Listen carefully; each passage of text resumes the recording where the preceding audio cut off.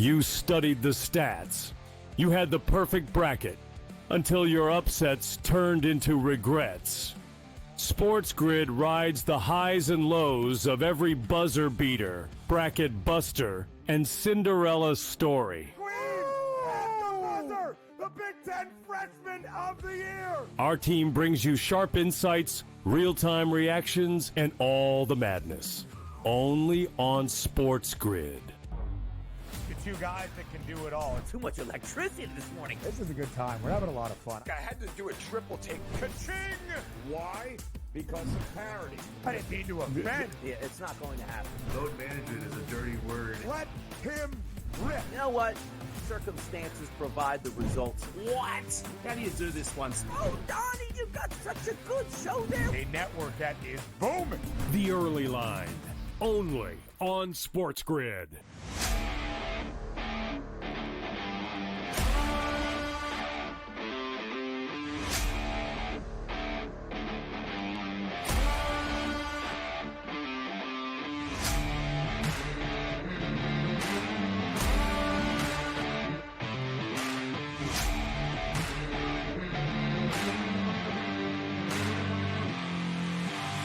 It's smarter to be on SportsGrid.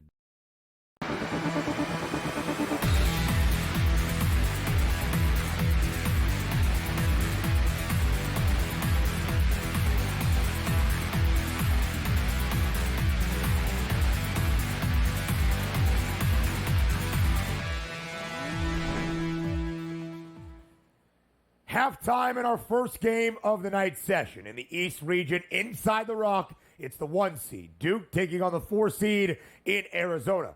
When we left you, JY, as we start this fifth hour for us here on SportsGrid's Bracket Central, it was a tied game at 42-all with about 30 seconds left. Con Knipple just buried a 3. Arizona tried to come down and answer. They missed. Cooper Flagg gets the board, pushes it out in transition, and from the logo, buries a 3 at the halftime buzzer. Duke will enter the break up 48-42, leading by 6. We mentioned a couple of first-half numbers in favor of the Blue Devils. 1.5, that's good. A 4.5-point spread, like our producer Alex Fasano, who was cheering downstairs when Cooper Flagg buried that deep 3. Duke leads by 6, JY, 48-42. How quickly momentum can shift in the final half minute for the Blue Devils. Well, I did say at some point they needed score, stop, score. And they just happened to get it right at the end of the half, getting 2 threes. And really a smart play by Mason Gillis, getting the rebound and not panicking. No. Usually sometimes it's a big when it's that time. You just want to dribble the floor. Got the rebound, immediately looked up, found Cooper Flagg for the 3. And now this is where it gets really dicey for Arizona. Yeah. You had Duke, with the way they are offensively, so gifted, so talented. You've got the bigs now back in the game, right?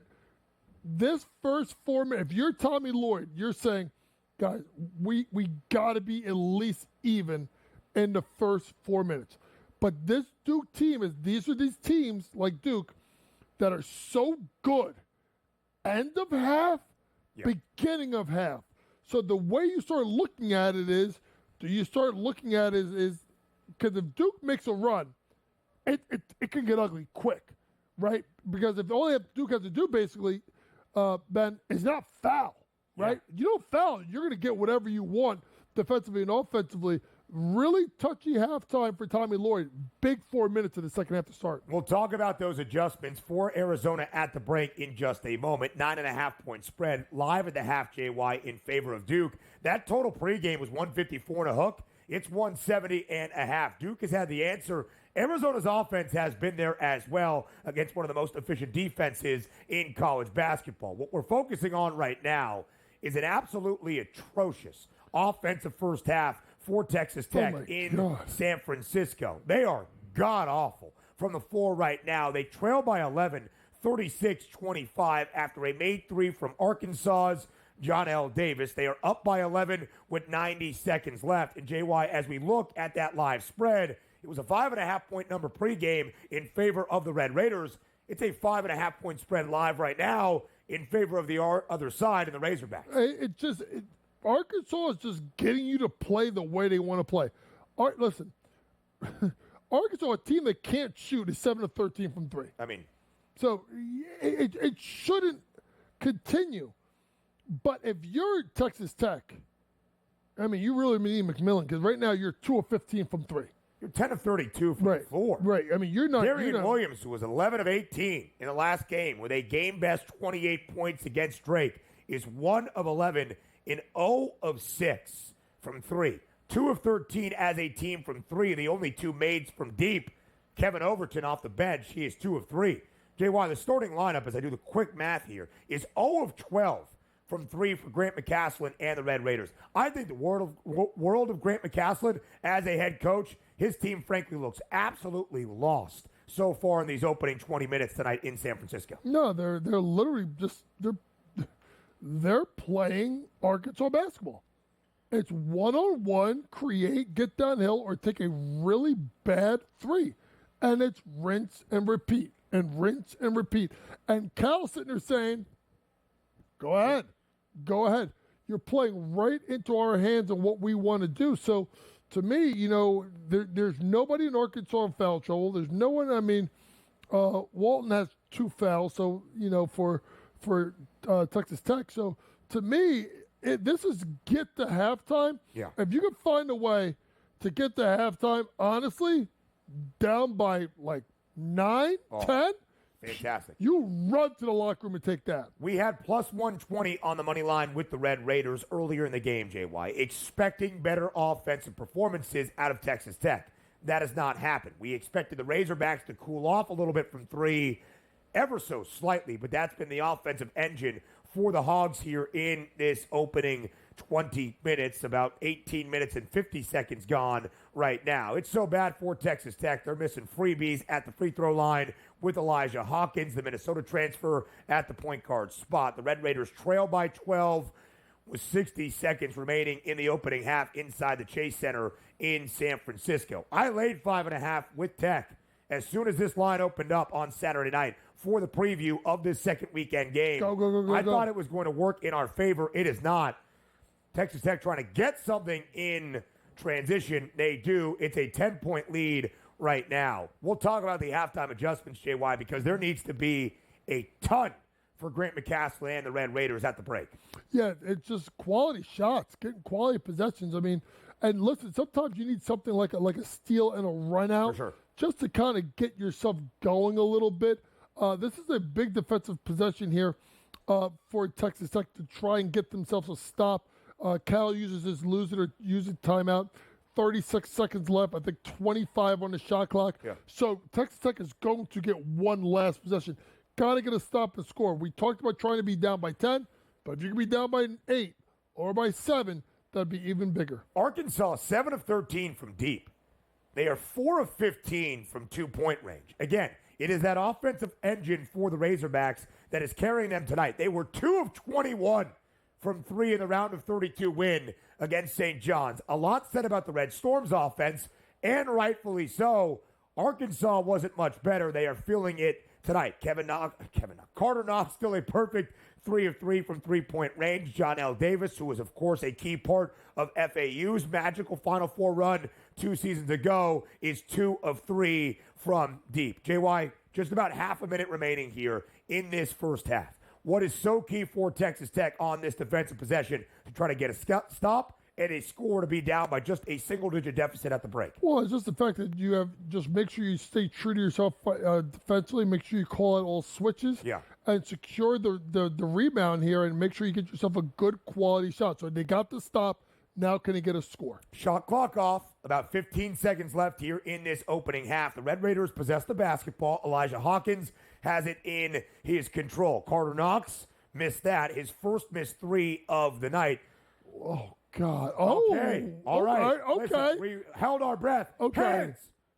Okay. All right. Okay. All right. We'll take that. All right. We're back. We'll take that. That was Darian Williams from deep, who I believe is 0 of 6 or was 0 of 6 from 3 entering that final shot. Under 10 seconds remaining in regulation in the opening half.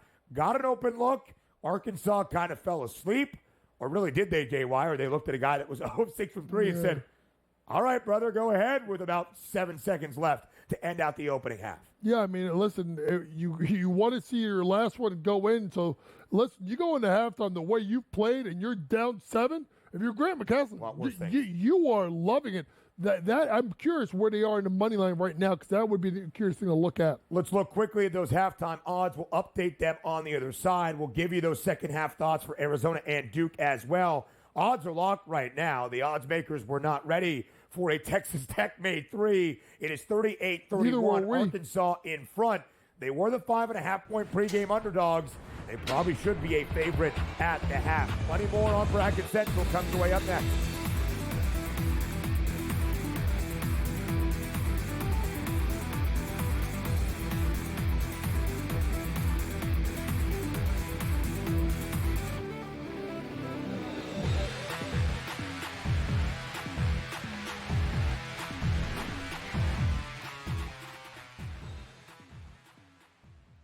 So my team didn't win this weekend, but I still did with this app that's taking over the game. Sports Millions Pick'em lets you make quick and easy predictions. Pick your favorite players, go higher or lower, and you can still win big even if your team loses.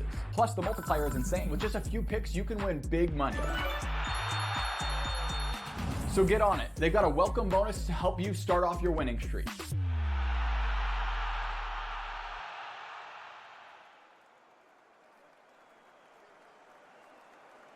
Anyone that's been to a sporting event, the atmosphere before a game, I think Game Time Decisions has that same exact atmosphere. This is our arena. This is what we do. There is going to be an energy to Game Time Decisions that you will feel night in and night out. The excitement you get when you lock your bets in, when you're figuring out what you want to do, we can zone in on the biggest games each night. I want this to be the place that people come to before the games start, so they feel as ready as possible to lock in their cards. We are going to hit every single one of those markets that you need to know about. We're going to go through every single thing, and I've got a great team behind me that's going to help me get the job done. There is not going to be a better place, I promise you, than Game Time Decisions to get that new information, react to it, and be able to then bet accordingly. We will have everything at our disposal, and we will use that to our advantage. I'm Kevin Walsh. Tune into Game Time Decisions from 6 to 8 p.m. Eastern on SportsGrid.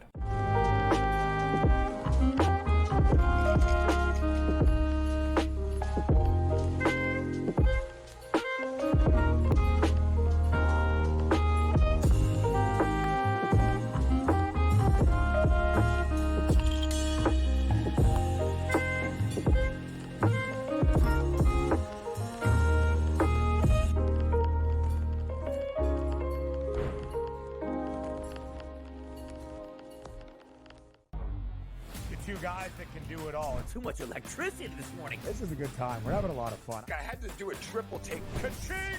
Why? Because of parity. I didn't mean to offend. Yeah, it's not going to happen. Load management is a dirty word. Let him rip. You know what? Circumstances provide the results. What? How do you do this once? Oh, Donnie, you've got such a good show there. A network that is booming. The Early Line, only on SportsGrid.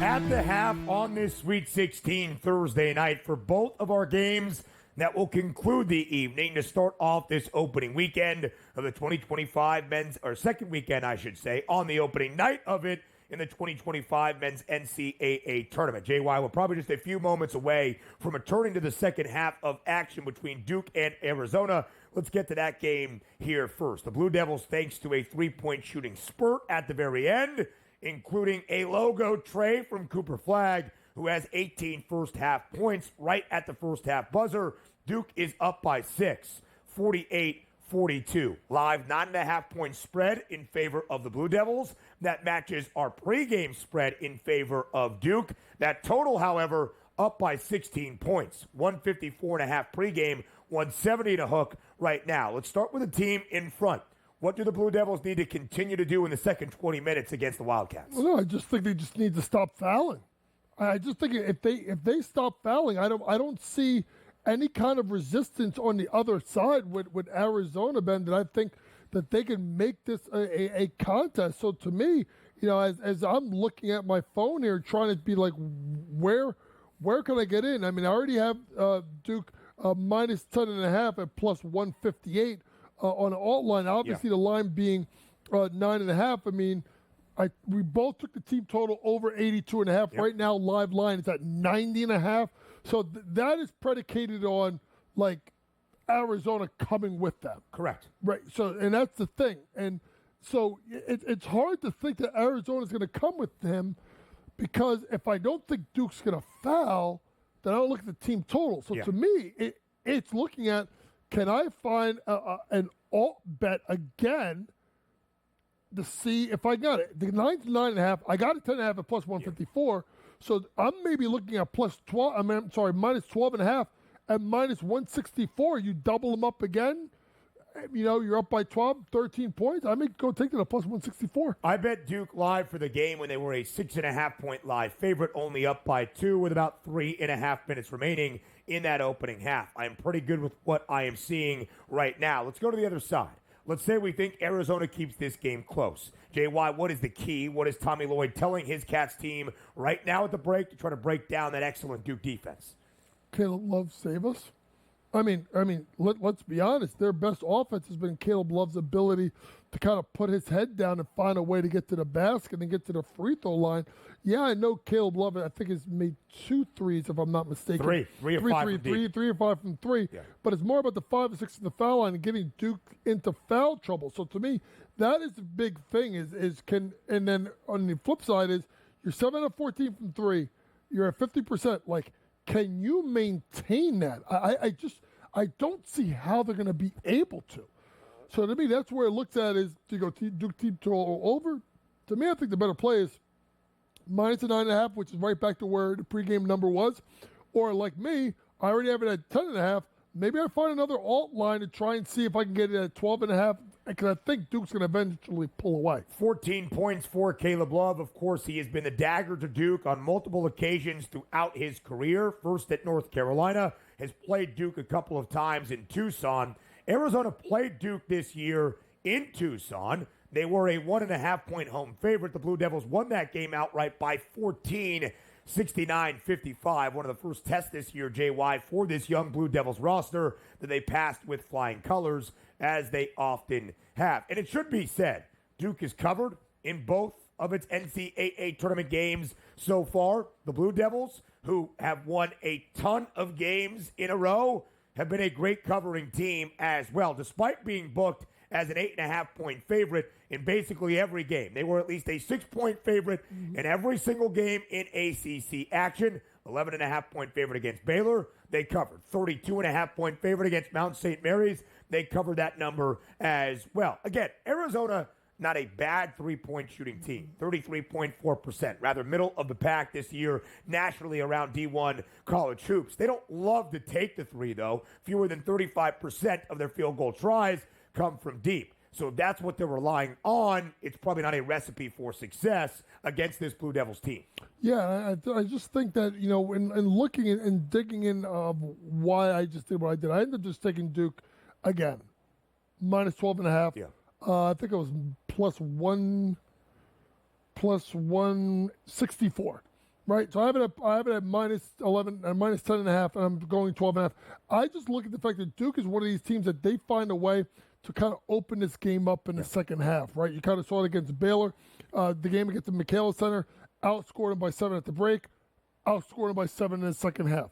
I just think eventually this game is going to get away from Arizona at a point where Duke should be able to pull away and get a win. The question is how much? Yeah, Duke has won 13 straight, including their first 2 in the Big Dance. They have covered in 10 of those 13. They've actually gone over in both of their games in the NCAA tournament, over in 10 of 13 games as well on this win streak. It'll also be interesting, JY, to, of course, note that and see what the total is if Duke does hold on to this advantage to take on Nate Oates and Alabama. We didn't hear it. We're live triples, most for a team in a single NCAA men's tournament game ever, and said we got to be better against Duke. So he is expecting, like the odds makers did with the Blue Devils, a 9.5-point pregame favorite to hold on here in the second 20 minutes and see those Alabama Crimson Tide on Saturday in Newark, New Jersey. About to start here. JY, when we looked at the first half numbers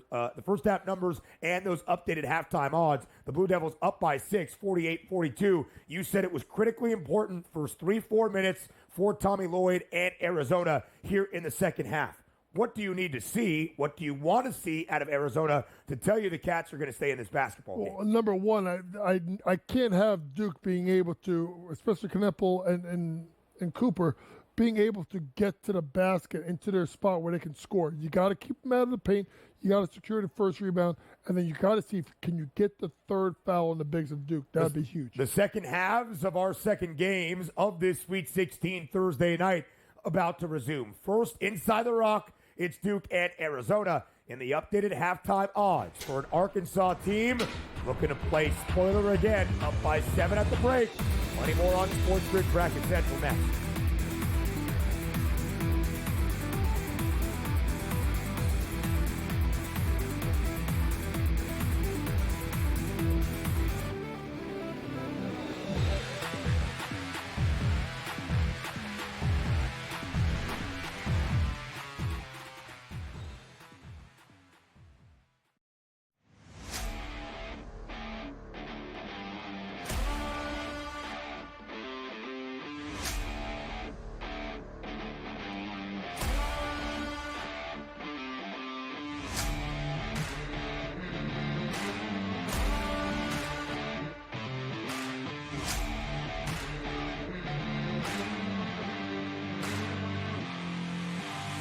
It's smarter to be on SportsGrid.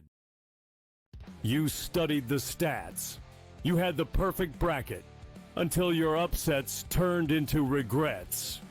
SportsGrid rides the highs and lows of every buzzer beater, bracket buster, and Cinderella story.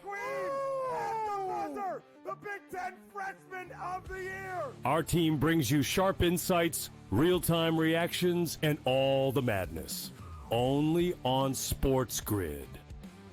The two guys that can do it all. Too much electricity this morning. This is a good time. We're having a lot of fun. I had to do a triple take. Ka-ching! Why? Because of parity. I didn't mean to offend. Yeah, it's not going to happen. Load management is a dirty word. Let him rip. You know what? Circumstances provide the results. What? How do you do this one? Oh, Donnie, you got such a good show there. A network that is booming. The Early Line, only on SportsGrid.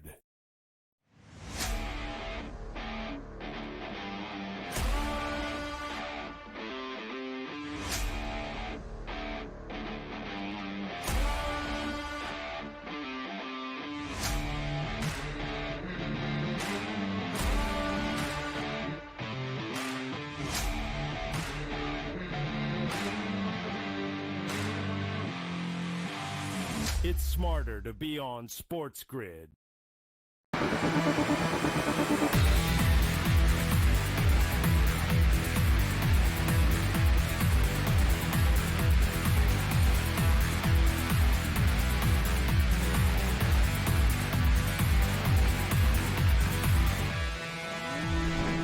The second half has started live from the Rock in Newark, New Jersey, between Duke and Arizona in the 1-4 matchup now in the second weekend in the East region. Cooper Flagg at the line, hits a couple of free throws, JY. That, a small bit of history in what is going to be Cooper Flagg's only NCAA tournament. The first time he has scored at least 20 points in a big dance game during his time at Duke. He scored 18 against Baylor. He had 14 in the opener against the Mount. So that is big for Cooper Flagg, whose pregame points prop was 21.5. Arizona battling. JY, we're about 2 minutes into your 4 minutes that you wanted to see here out of the Wildcats. How does Arizona look to you? Not good. I mean, not good. They literally tried to run Caleb Love one possession on a bunch of screens. Didn't work. Then they just got an offensive rebound by Townsend. He got blocked. So now this is where it gets tricky here. I would say if Duke runs off 2 more straight possessions of scores, I would burn a timeout. Not in it, yeah. Because I think at that point you're looking at possibly a 13-point lead. That'd be too much insurmountable. And you're getting a lot of switches here, so interesting way of how you do that because you don't want to put that guy who plays no defense on that guy who's the best player in the country. A 9.5-point pregame spread in favor of Duke. A 9.5-point halftime number in favor of the Blue Devils as well, with Duke ahead 48-42 at the half. They have started on a short 5-2 run, but Cooper Flagg is heading back to the foul line, or is this on the ground? I thought it was on the ground. Yeah, yeah. It wasn't on Love. It's on Bradley. So Bradley and Awaka both have 3 fouls. So that is a big, and that is not a good possession. That's not. You know what? I'm saying for him, burn a timeout. You got to burn it. You have to burn it now. Did they? Yes. It looks as though they did. Tommy Lloyd does call a quick timeout after Cooper Flagg splits the defense and finds an open Sion James in the corner, who absolutely buries the triple. That was Jaden Bradley guarding him, JY. Put his hands up like this when Cooper Flagg. Yeah, and at that point, you can't be in the game. Yeah. And I think the really good thing about what we just saw out of Cooper Flagg is his ability to get to the basket and with eyes up. Listen, could he have shot a little runner? For sure. Absolutely. But he goes and he kicks that corner 3 to James. And now if you're Arizona, as Cooper Flagg starts to drive, now you may not come off in help. Yeah. And now what comes? A massive dunk.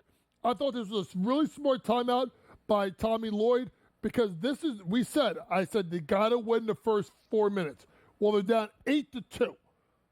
If they go down and miss and Duke comes back and hits a 3, Duke's not blowing this game. It'll be game over before the under 16-minute timeout. John Shire's team up by 12 right now, 56-44. A live spread, the largest we have seen in favor of Duke tonight, 15.5 points. And our highest live total as well, up to 171 and a hook. Again, a Tommy Lloyd timeout. Only about 2.5 minutes gone here in the second half. It has not been a great start to these second 20 minutes for Arizona. JY, let's get to the halftime numbers for our other game. Arkansas up by 7, 38-31. The Hogs were a pregame 5.5-point underdog live at the break. They're laying 2.5 points. We have seen that favored flip multiple times here in the opening 20 minutes. The story for Texas Tech, atrocious offensively. The story for Arkansas, great from deep. 7 of 13, I believe, or 7 of 14 in the opening half, but 7 made triples for the Razorbacks, which is not necessarily always their strong suit. No, and that's what I'm looking at right now. And Ben and I have already jumped in on Texas Tech live. Very similar number to what we see here. They're getting 2.5 points plus 118 money line. We got them when they were getting 2.5 points plus 120. Yeah, I mean, I'm comfortable where we're at because I do think we're going to get a regression continually of the shooting of Arkansas in the second half. And I just think that last little mini run, we talked about down 12, right?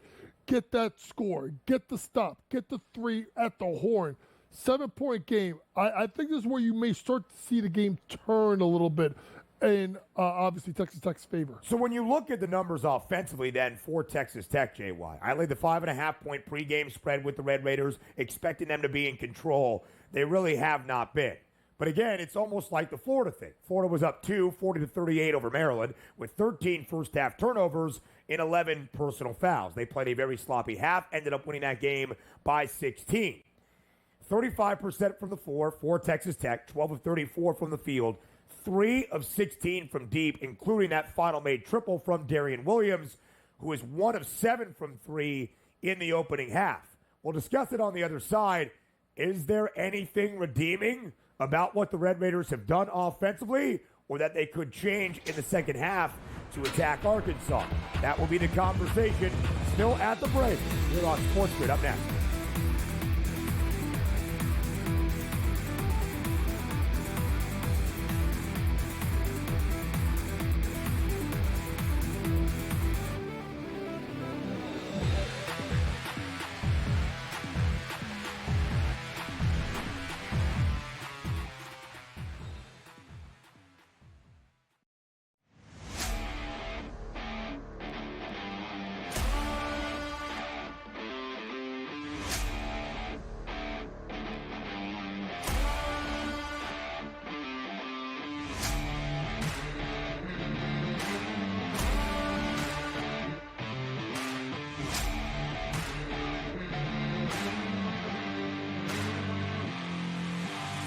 It's smarter to be on SportsGrid. You studied the stats. You had the perfect bracket until your upsets turned into regrets. SportsGrid rides the highs and lows of every buzzer beater, bracket buster, and Cinderella story. The Big Ten Freshman of the Year! Our team brings you sharp insights, real-time reactions, and all the madness. Only on SportsGrid.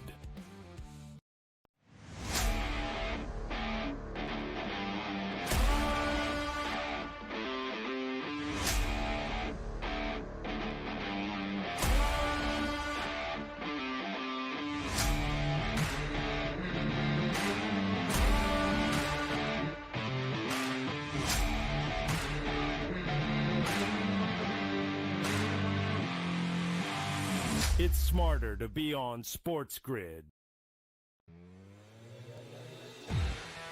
I'm on Wilmington. The Seahawk, you like that or no? I like the under there, too. Do you? I mean, what's that? What's that noise? I don't You gotta. Sounds like a bad case of agita. No. What are you talking about? Everything's great. Yeah? I don't know. I think we're turning the momentum around. I might not leave. I might keep Have you. you won something?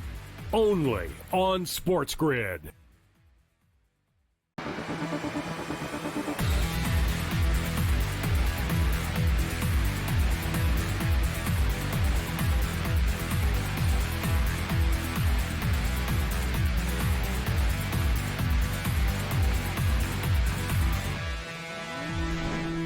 Things are starting to get just a little bit out of hand in Newark, New Jersey. Duke has opened up a 15-point lead, 62-47 against Arizona. The Blue Devils are looking like the national championship favorites. They entered this round with a plus 210 price, and it looks pretty good so far for the Blue Devils. They are a live 17.5-point favorite, JY, with 15 minutes and 42 seconds remaining. They have had no answer so far in this half for Cooper Flagg, who has been able to drive, score, and distribute a couple of alley-oops to Common Maliwatch for the Duke Blue Devils. Yeah, Maliwatch is really, gotten himself a couple of lob threats up to 9 points.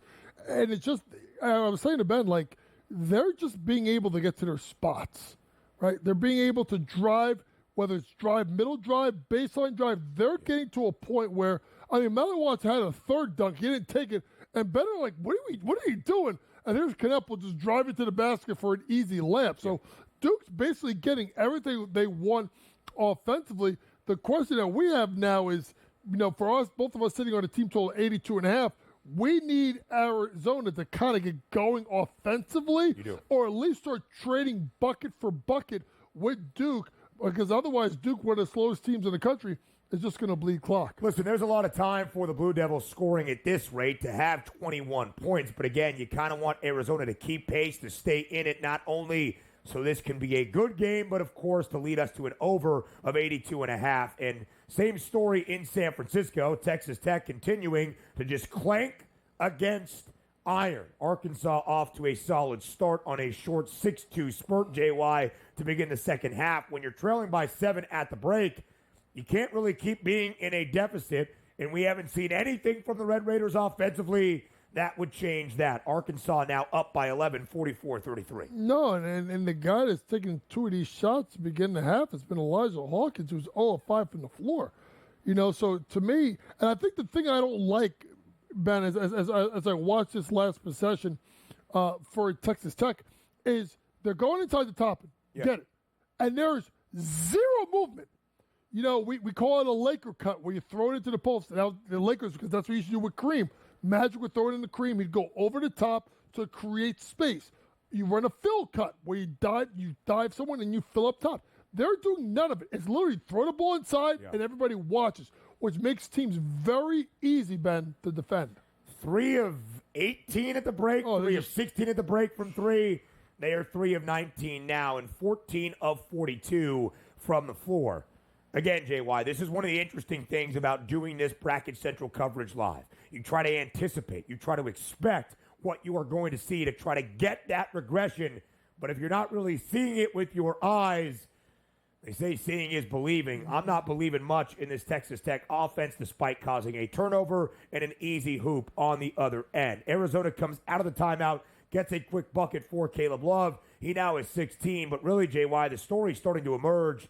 That is Cooper Flagg. The insanely talented freshman is having himself a game to remember in the NCAA tournament, although Arizona does cause a turnover and try to take advantage from three, unable to do that. So the Blue Devils still up by 13. We're about 5 minutes gone here into the second half.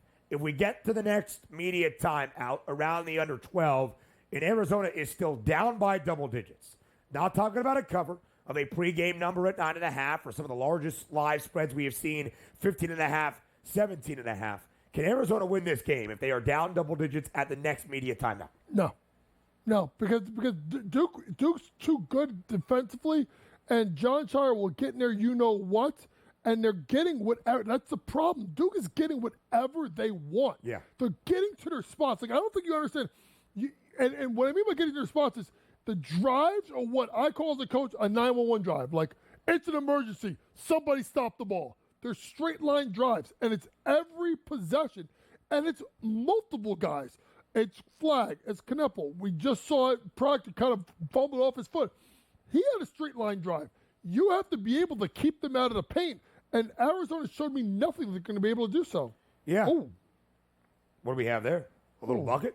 No, but he tried to put him in the bucket, which I think was kind of good. I mean, Maillard just picked up his third foul, tried to do a facial. So, listen, interesting. Ball inside to Vesar, takes it at. Come on, Maluach, who now picks up that third personal foul. Which and can help a little Vesar bit. at the line for Arizona. Quick little spurt for Texas Tech. A couple of consecutive buckets, a couple of defensive stops.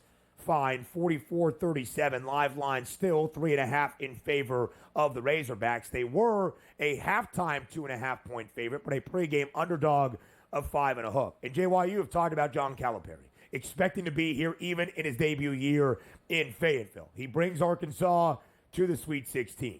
But Arkansas did not start off this year well.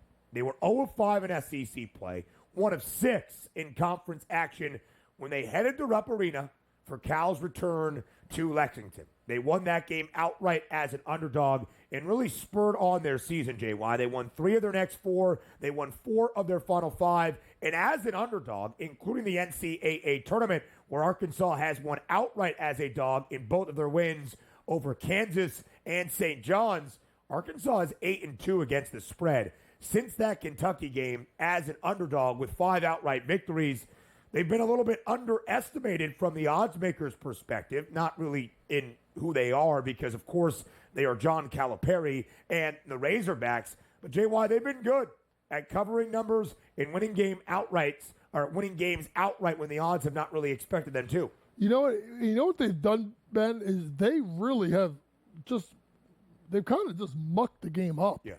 They get you to play a style that they want to play, and it's amazing. Like, people want to talk about, underachieving, and they have, but it's been more underachieving offensively. Defensively, they're 17th in adjusted deficient. They're really good defensively. They're really good defensively. Their effective field goal percentage is 41st. The only thing they don't do is they probably foul you a little bit too much. They're 8th in the nation in block shot percentage. So they get you to play their way. It's just a matter of can Texas Tech muster. I really think if Texas Tech could find a way, I kind of talked a little bit about it with St. John's when I was watching that game. If St. John's was able to get the lead, right, by a couple of points, then it's going to kind of carry over. Right. If you're Arkansas, just play in the lead, because the longer you play in the lead, Ben, the more Texas Tech starts to panic and come out of what they're supposed to do offensively. Which is what we are seeing here. The Red Raiders really have not looked smooth on the offensive end at any juncture in this game against Arkansas. They trail by 7. Duke continues to roll. JY 68-51. Cooper Flagg 22 points, 6 dimes, and 5 boards. There is a reason he has been the number 1 overall pick in the NBA draft for the last few years. He will be draft eligible, of course, this summer. And come on, Maluach, who I think only had 2 points at the break. It might have been scoreless. Three dunks. 3 alley-oops. He has been incredible here in the second half, despite now having 3 personal fouls and being on the bench. He's got 11 points, but they go to the other big in Patrick Gumba, who was dealing with some foul troubles in that first half with 3 early ones. He gets a hoop and a harm, and Duke is looking to take a 20-point lead. And he had an alley-oop dunk as well. And I just think that's the thing that's so amazing when you watch this Duke team is you have young guys, right? Young guys that are, number one, unselfish. Number two, glue guys. And number three, defend. Folks, I don't think you understand. That doesn't happen. Go watch the majority of other freshmen in this tournament and tell me the maturity that you see out of all these kids and the ability to play, ready, Ben? Together. Yeah. That's the most important part. Certainly so. When you have 5 recruits in the top 25 nationally filling out this wonderful class, and they all continue to live up to, if not exceed expectation, that is going to be a recipe for success for Duke. It is why they are the national championship favorites, entering the round of 16 at a plus 210 price. And frankly, JY, that number is going to look a lot shorter as they continue to dominate Arizona here in the second half. Bracket Central continues up next on SportsGrid.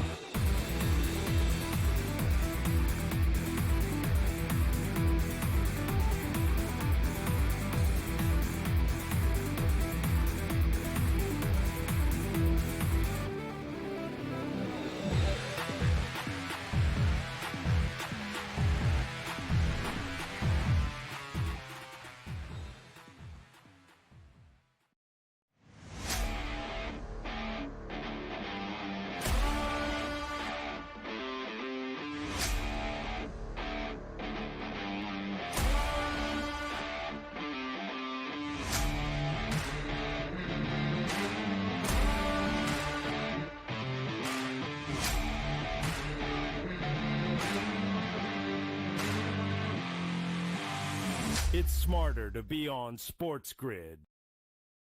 You studied the stats. You had the perfect bracket until your upsets turned into regrets.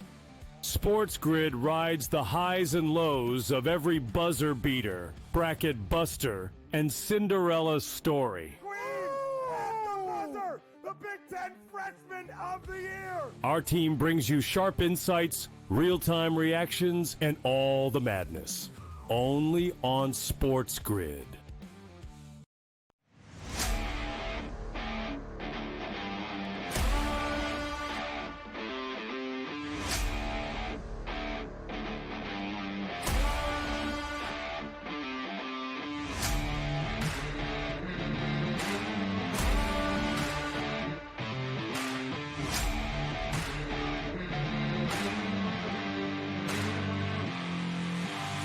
It's smarter to be on SportsGrid. I'm on Wilmington. To Seahawk, you like that or no? I like the under there, too. Do ya? I mean, what's that? What's that noise? I don't You gotta... Sounds like a bad case of agita. No. What are you talking about? Everything's great. Yeah? I don't know. I think we're turning the momentum around. I might not leave. I might keep Have you you with... won something? Only on SportsGrid.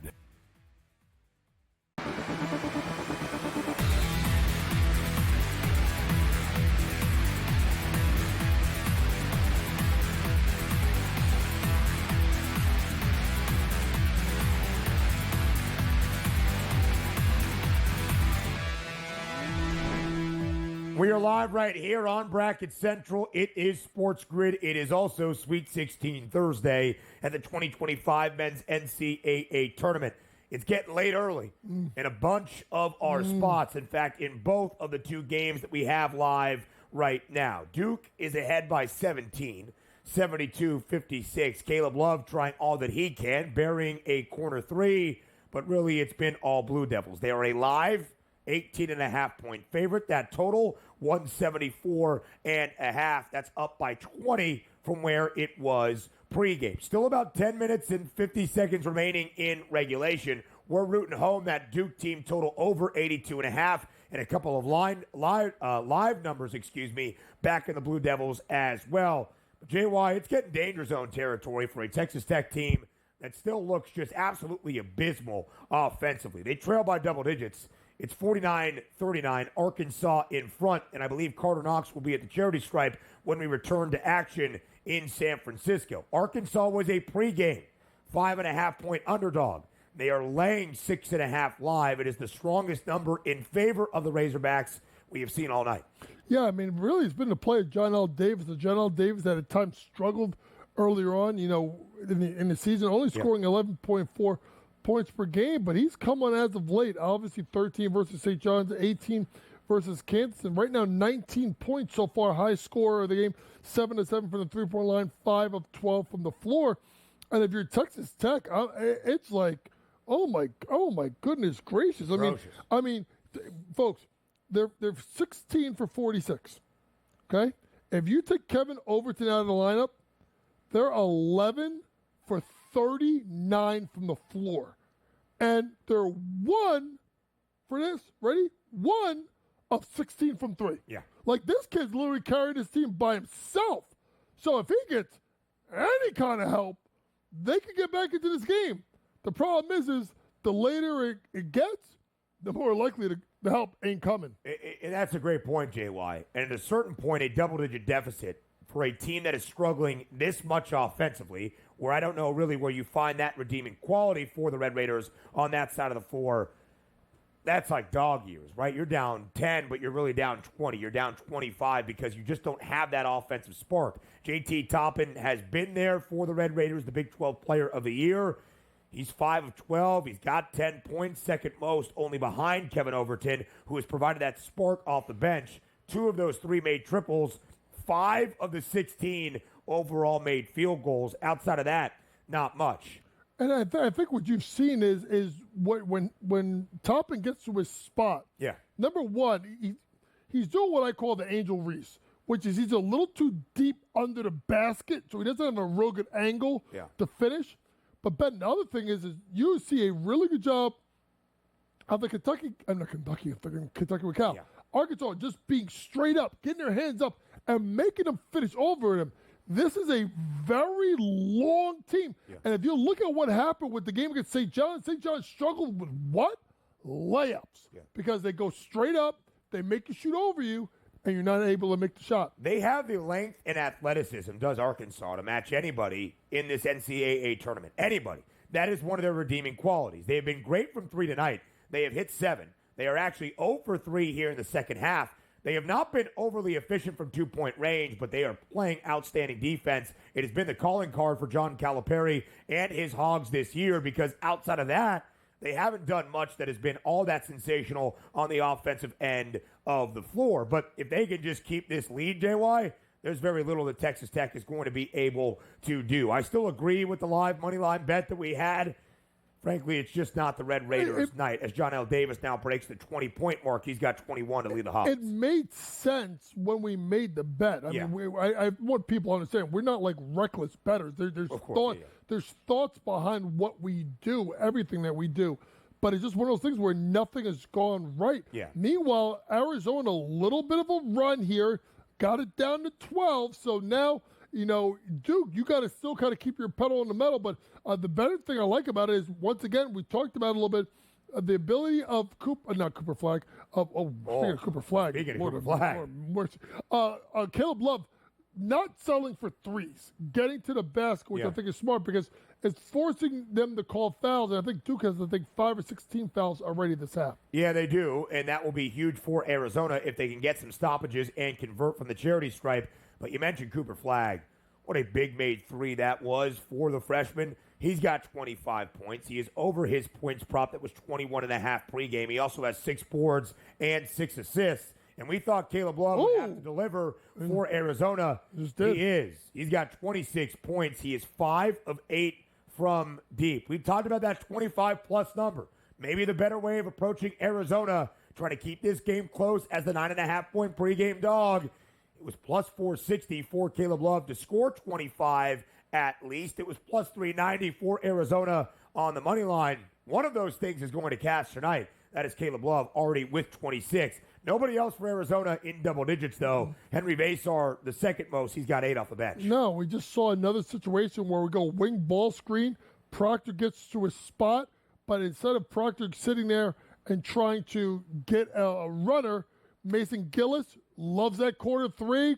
Boom, knocked down. So even when Arizona makes a shot to try and get it, to maybe get a stop to get it to 10 or lower, to make the game more interesting, Duke just turns around and hits another shot, which is good for us because that 82.5 is looking really, really good right now. 78 points for Duke right now with a little bit less than 9 minutes remaining in regulation.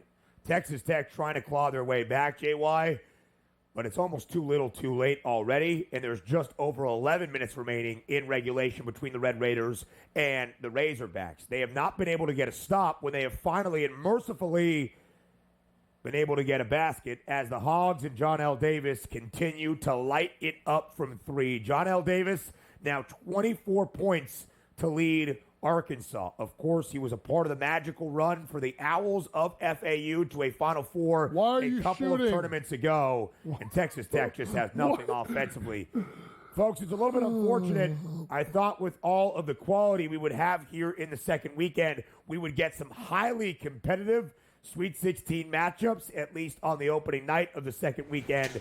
We are getting blowouts through and through in all four games that we have seen. We'll keep the optimism there, though, on SportsGrid next.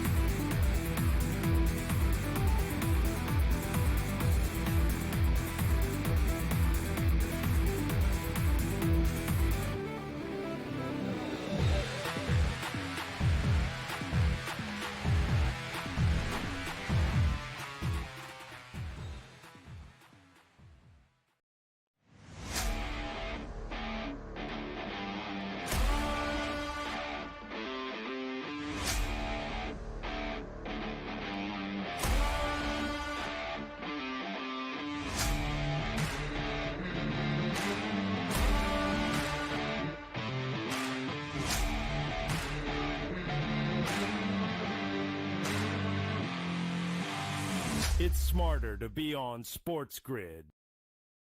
You studied the stats.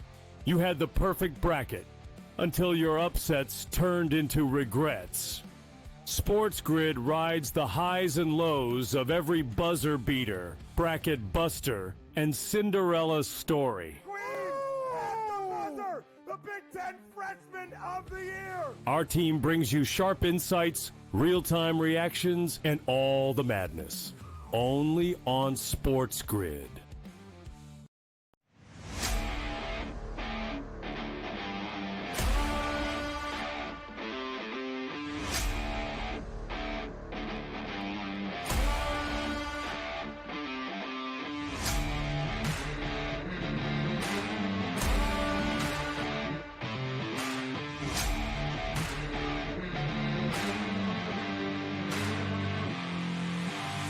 It's smarter to be on SportsGrid.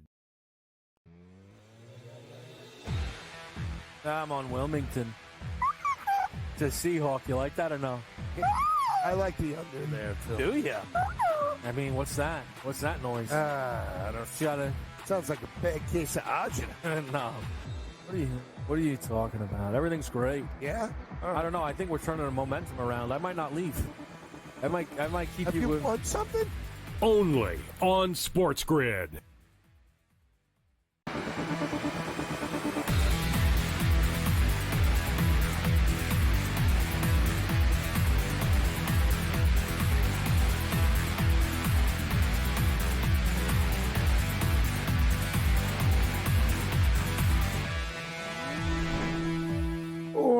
Well, do not look now, but Arizona on a short run, making this a little bit more of a game in Newark. In fact, we are now down to a single-digit deficit inside the Rock tonight between the Blue Devils and the Wildcats. A putback dunk for Henry Vasar, JY, and Arizona has cut this to just an 8-point deficit, 78-70, Duke in front, but our first time in single digits in what feels like since the halftime break. Vasar a bucket. He will also be at the line when we return from the under 8-minute media timeout. We've only got an 8-point game. Well, I mean, obviously Caleb Love is just literally taking over this game. Yeah. With 31 points at this point, 9 of 16 from the floor, 5 of 8 from 3. He's doing everything that he can to try to extend his season for Arizona. Duke, some sloppy turnovers, some uncharacteristic stuff. They've gotten really good energy out of KJ Lewis. KJ Lewis picked Cooper Flagg's pocket right at the 3-point line. So they're getting energy and stuff. Do they have enough to get over the hump? I probably think not, because I think, here's the thing. Arizona threw their punch. I expect coming out of this timeout, Duke's going to probably throw theirs right back. Yeah, you would think so. Arizona has right now a 31-point performance out of Caleb Love. He is 5 of 8 from deep. This is a magnificent thing. Sometimes when you have a billing for a game, Caleb Love, revenge game against his former nemesis, of course, that he delivered one of the great NCAA tournament daggers in the history of the sport, too. But he played Duke earlier this year in Tucson. He had 8 points. His points prop tonight was 16.5. He has nearly doubled that output. He's got 31 right now, single-handedly keeping the Wildcats in this game. Although with that putback dunk for Henry Vasar, he now has double digits. Was it getting a little chippy there at the end? Yeah, there's a couple of things. There was a blatant push in the back on Cooper Flagg, and then Kneppel got tied up with, I think, Bradley. So this could be something where when you come out of the timeout, they could go and they can go to the monitor and look at it. I don't know if there's much to do about anything, but maybe the referees may say, hey, let's calm down, let's play basketball. But they're definitely looking at something here. Could be an intentional or flagrant foul one. And there was an announcement there. If it is on Jaden Bradley, that would be his fourth. That's his fourth foul. A flagrant foul on Jaden Bradley, which will result into free throws after Henry Vasar shoots one. hits this one. So it'll be one. It'll be one shot for Mazar, 2 shots now to anybody for Duke, and then he'll turn around and Duke should get the ball, I think, at the half court. Yes, which, again, JY, if you are the Wildcats, you are battling down low, you're trying to find positioning. It did lead to a putback because the foul was not whistled on the floor and reviewed during the commercial break. But, of course, you have made a little bit of a spurt. You've cut this to 8. You don't need anything like that to really stifle your momentum as soon as you come back from the commercial. 78-71 as Henry Vasar does deliver with that hoop and harm. So now Duke will get a couple of free throws as well. The live odds locked at this moment. Let's head to our other game in San Francisco. Can Texas Tech make a charge with about 9 minutes remaining in regulation? They're down by 14, 61-47. And if I have trust in Caleb Love to shoot the lights out of the basketball, I do not have that same trust, JY, in the Red Raiders. They are down by 14. It is why we still see a 10.5-point spread in favor of Arkansas. Yeah, it's just, I mean, they're just... oh, boy. It's like rock'em sock'em robots. Yeah, I mean, they're hungry freaking hippos. You might as well blindfold them. They got a better shot, but they're literally throwing the ball at the basket and going to get it. Folks, if you have not watched this game, just go watch the St. John's game, and it just literally, that's all this is. It's the same exact thing all over again. I was really hoping, of course, that Chance McMillan would be back for Texas Tech. They were hopeful that he would be able to return for the second weekend. It is part of the reason that I bet the Red Raiders laying 5.5 initially. But listen, I was skeptical of my own bet because I bet Texas Tech expecting line movement in my favor. That was not the case. The Red Raiders remained a 5.5-point favorite against Arkansas, and now the Hogs are up by 13 and a live 9.5-point favorite. JY, we need 1 point after a Kaman Maluach made dunk to get over our team total of 82.5 for Duke. And Arizona trying to stack up as many points as possible to keep this game This game's getting to a single-digit deficit. Chippy. Made bucket for Arizona makes it a 9-point lead for Duke. But a little bit of a tussle down low. They say all good. We'll continue here on SportsGrid into a new day. Up next.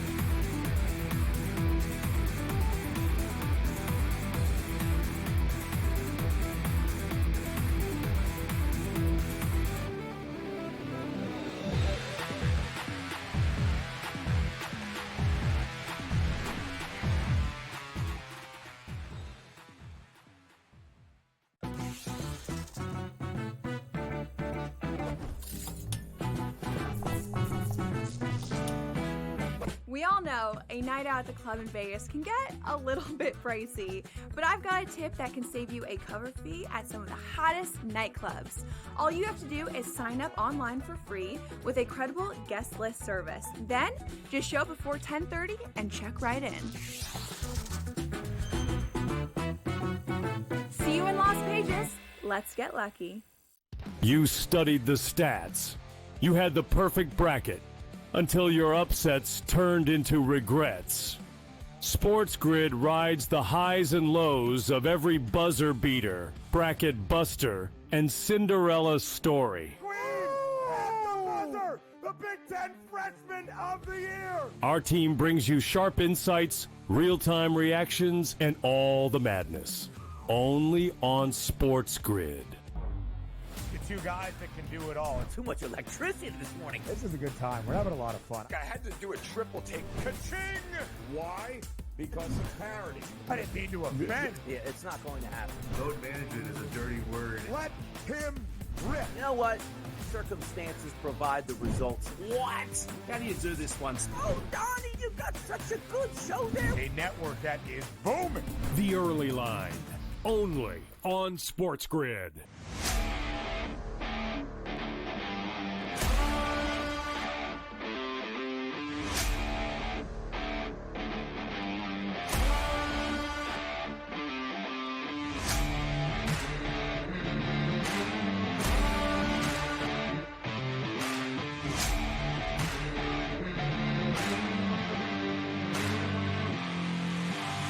It's smarter to be on SportsGrid.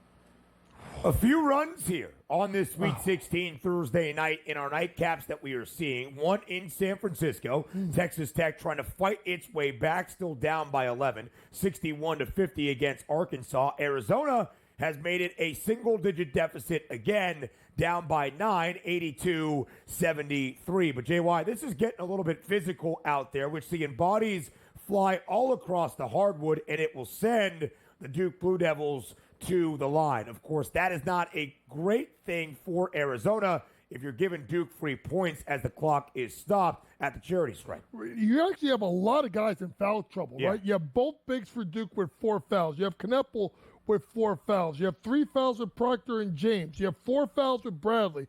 You have 4 fouls with Owaka. You have a lot of foul trouble. The referees have honestly, I wouldn't say the referees allowed it to get to this point. I think Arizona realized that they had to kind of muck this game up for sure and make it extremely physical, and they're doing it, and they're kind of getting Duke a little bit out of their shell. Let's see if Duke can close out this game. They certainly did, and we thought that Duke was going to pull away with this game to never look back. Credit to Arizona, who was down by as many as 15 in this second half, even nearing 19 at points, I believe, as we get a bucket there for Henry Vasar for Arizona, back down to single digits. Congrats to you and me, by the way, not to toot our own horns, but we did go over 82.5 for that Duke team total. The bet I felt most comfortable with today, and it does find its way over still with about 6 minutes remaining in regulation. JY, because of all these stoppages in Newark, we're almost synced up.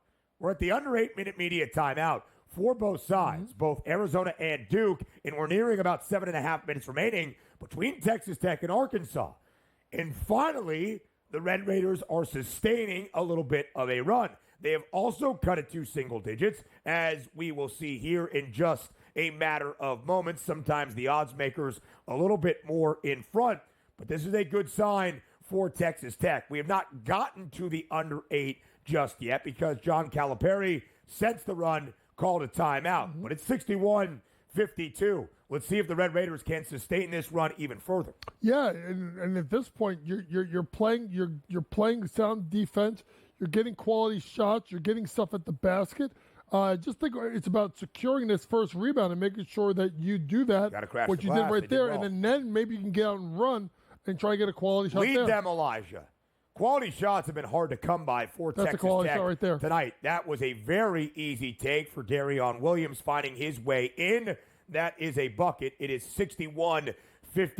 I might put my phone away for this game just because I have vested and invested interest in what we see here. We're hoping for a close game. We've got a little bit of a spurt here, JY, at least. It gives us some belief these games are going to be close. That is a big shot for Arkansas. By the way, we have seen both Boogie Fland and Adu Thero tonight for Arkansas. They have not played a ton of minutes out there for John Calipari. Another reason why we thought maybe the Hogs could keep this game close with their two leading scorers returning to the lineup tonight. Boogie Fland did play last weekend. He did not start, however. No, he did not start. And listen, what you're seeing is I've really been impressed by this one big for Texas Tech. He's kind of getting involved in the mix and trying to attack the offensive boards. Got a dunk, and just trying to do things a little bit differently. And this is what you have to go to. Oh, now you're the thesaurus. I'm going to say it's Federico. Federico, so nice you said it twice. Federico. Hey, easy name. Yeah. Listen, dude, sometimes it takes me a little bit of while From to figure it out. Helsinki, Finland. How about that? Federico. So nice you say it twice. So to me, he's giving him a little bit of energy. Yes. Down by 8, going to the foul line for a chance to down 7. Meanwhile, Duke up by 9, and they're getting up and they're being physical Arizona, and they're trading. Here's the problem. They're trading shot for shot. They got to get more stops. Yes, they certainly do. Arizona has not been known for its stops tonight, but they did just pick up one there defensively. A little bit of momentum. Oh, my. That stopped us because Cooper Flagg stopped a shot and threw it into the fifth row behind the basket. That's why I sit when I go to Seton Hall games. Well, a lot more people at this game than Seton Hall, but that's okay. Shout out you. Cooper Flagg skying high for a huge rejection on the defensive end of the floor. He's been filling up the entirety of the stat sheet tonight. You wanted that star power on a Thursday night in Newark. It is delivering. Cooper Flagg, a huge game, and Caleb Love, of course, has been the main engine for why Arizona is even within single digits here tonight inside the Rock. 86-77. Duke in front. Just a 9.5-point favorite, though, JY. Yeah. That was the pregame number. Arizona has kept this game within margin, and a main reason why has been that offense for the Wildcats. We thought that if Arizona could keep this game close, that total would push to the over. 154.5 has already gone over. That live total, 190 and a hook, as KJ Lewis gets a transition bucket. It's a 7-point game inside the Prudential Center. It's a 7-point game inside the Prudential Center. You need to get a timeout if you're Duke right here, which would be smart. You don't want to wait till the under 4-minute timeout because they're out of their shell offensively because of the fact that they're getting up into their space. Now, you could say at this point, and believe me, I am the last thing from being a Duke homer, but you could say that they're allowing them to get kind of up into space there for Duke. If I'm John Shire, I'd probably send some kind of screening action. I would look at try dribble into action with a backdoor cut because they're trying to get up and everything. Get a couple of backdoor cuts, get into the lane, loosen up the defense. A dunk or two should put it away. Yeah, what do you do here if you are John Shire? You have a young roster. There are some veteran pieces, of course. Tyrese Proctor, Sion James, Mason Gillis, who was a part of the Purdue team that made a national championship run a season ago. What are you saying in this timeout? How are you calming down your young team in a game that has featured a lot of physicality in Arizona going on this run? No, I think you tell your team to trust your development. Yeah. Trust what we've done. Trust the system. You've got a team right now that's literally, they're trying to punk you. And sometimes when teams are trying to get physical and punk you, the return is not to get physical back. It's to stay, honestly, more composed. Yeah. Run your offense. Get your backdoor cuts. Be able to know that everything that Arizona is doing now is drive to the basket. Keep them in front. Secure the rebound. Get back to your fundamentals is what you need to do right now if you're John Shire. So I thought a really good timeout for John Shire. He's got this, and he also will have the under 4-minute timeout and a huge, huge shot by James. And that was a huge moment, JY, kind of what you were alluding to. Probably the play that was designed in that huddle. Hey, guys, let's execute, let's convert, and we can be in control of this game once again. A huge made three from Sion James. Yeah, that's 89. To put Duke in front by double digits. Arizona's not going away. They're hanging They're going around. to make this game pesky until the bitter end. Of course, can they keep it close enough to try to pull the upset against the Blue Devils? We shall see. They are certainly well within cover range with under 4 minutes to go in that one. Arkansas has started to answer the run from the Red Raiders. The Hogs back in front by double digits. They are up 67-56. Texas Tech kind of finding it at times, JY. It just has not been the prettiest picture overall offensively for Tech tonight. No, it has not been. And, you think they kind of make a little bit of a run here, and then they just they do what they've been doing all night. Meanwhile, Cooper Flag commits a foul. We're going to go to the under. I thought that was questionable with the stuff, with what's been going on. I think that's when you let go. But right now, we're going to go to under 4 minute timeout. Double bonus for Arizona, Duke by 8. This is going to be the last stand. It's going to be one or two things. Either this game's going to get really, really tight, or Duke will blow this away in the last 3 minutes. 3.5 minutes for Duke and Arizona remaining. The Blue Devils up by 8, 89-81, a live 7.5-point favorite. About 4 minutes remaining out in the West region in San Francisco. Arkansas ahead by 13, 69-56. Do the teams trailing have one last bit of fight? Find out next on Bracket Central.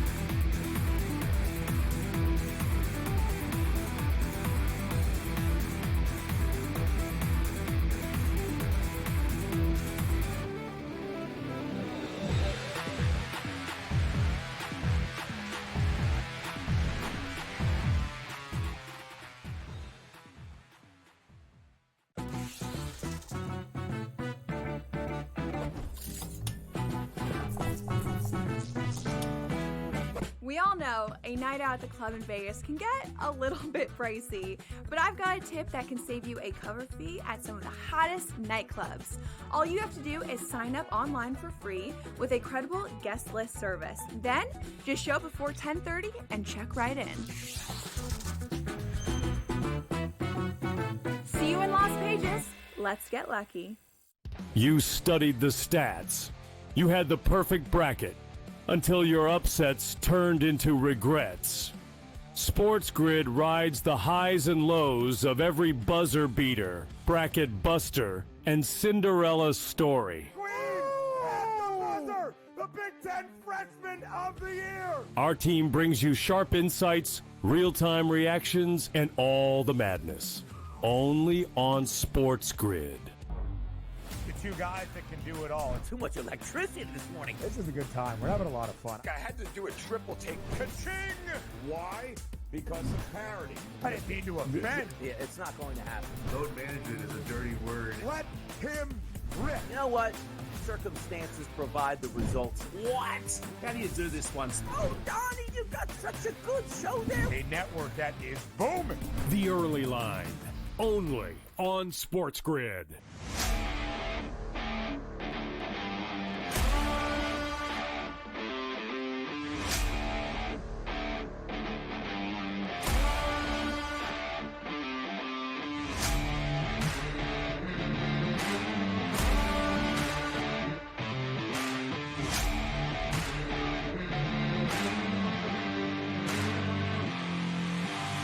It's smarter to be on SportsGrid.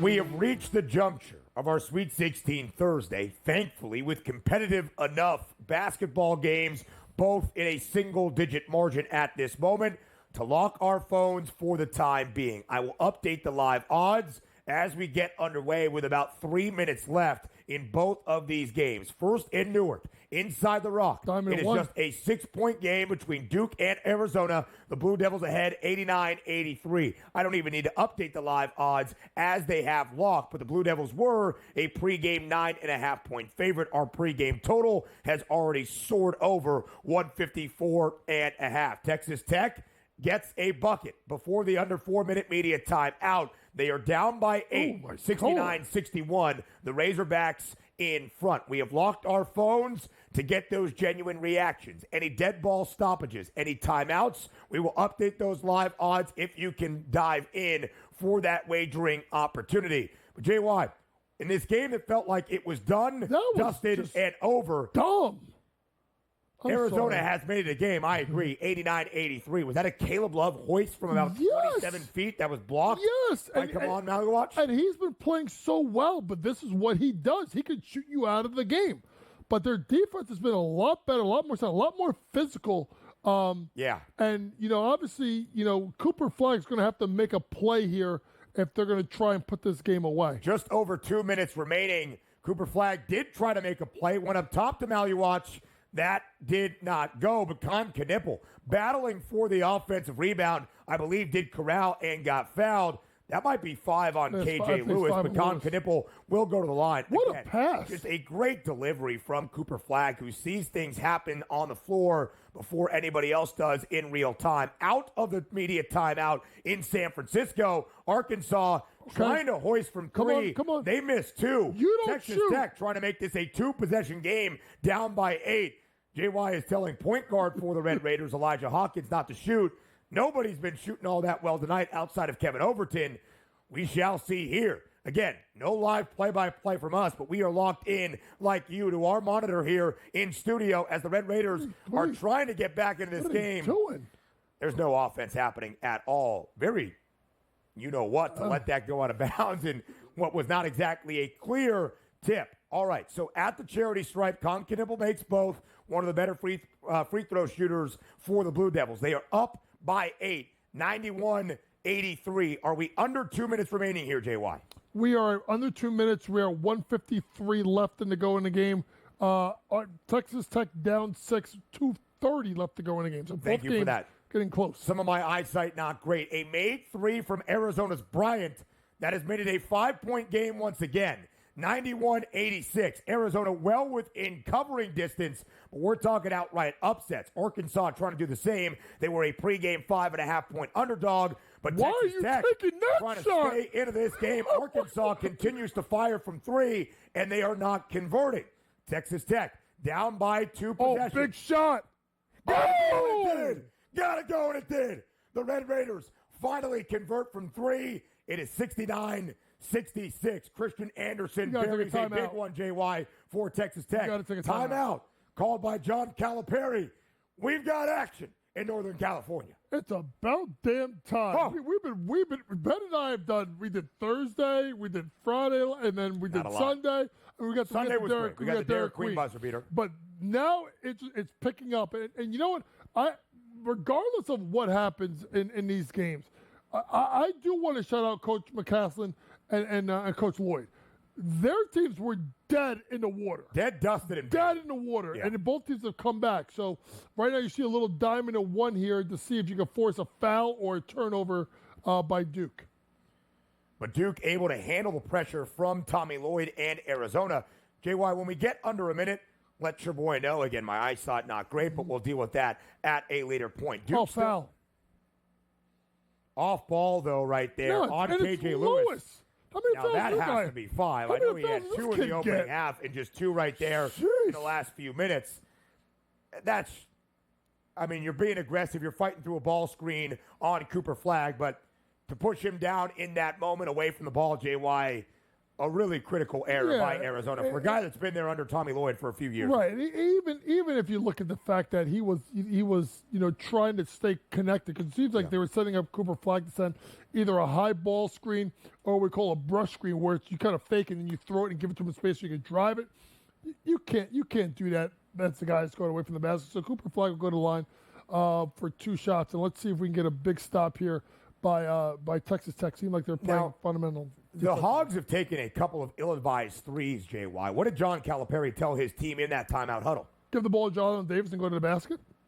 I mean, that's what I they would tried say. to do. It looked like another open 3 for Arkansas. Oh! And that one goes down and might be the dagger of all daggers. Who hit that for the Hogs? The man tonight, the freshman of the hour in Carter Knox, burying a wide open corner 3. And that's how you know the game is over. Texas Tech trying to jump answer ball, with a jump three ball, they'll have and was possession. unable to convert. Who has possession? Texas Tech will have possession. All right. That's just, you get a good defensive stop down low. The ball finds its way to a wide open Carter Knox, who is not the guy you want to leave wide open right now. No. Regardless of the fact that he's a 32% shooter. Disappointing. Interesting here what we get from Duke, Arizona trying to find its way up. Come on, Maluach just playing incredible defense. Great Stifles defense. and gets a rebound. What do we have there? Is that another made three from Christian Anderson? Another made three. A 3-point game once again in Northern California. How much time, JY, do we have in Texas Tech? It's past it. It's under a minute. Oh, my gosh. And then you got a minute, and Duke's trying to run the clock out here. We'll see if we get some fouls here by either team. We are coming up on the break. Duke ahead by 7. Arkansas ahead by 3, 72-69. Can the Red Raiders get a stop? I believe that's going to be a foul. And send John L. Davis to the charity stripe. Somehow, some way, Texas Tech staying in this game. Well, they just call that a bounce. That's not a foul. Oh, that's not a foul. Out of bounds. This should be out of bounds. It is just an out-of-bounds call. A great defensive play by the Red Raiders. We've got about 20 seconds left in this break. Both of these games coming to a culmination at the same time. Can the Red Raiders get a stop? A bad three again by Arkansas. Texas Tech does get a stop. 10 seconds left. We'll bring you to the break, and we might have a conclusion in San Francisco. Oh, there's a three that went up and no good for Texas Tech.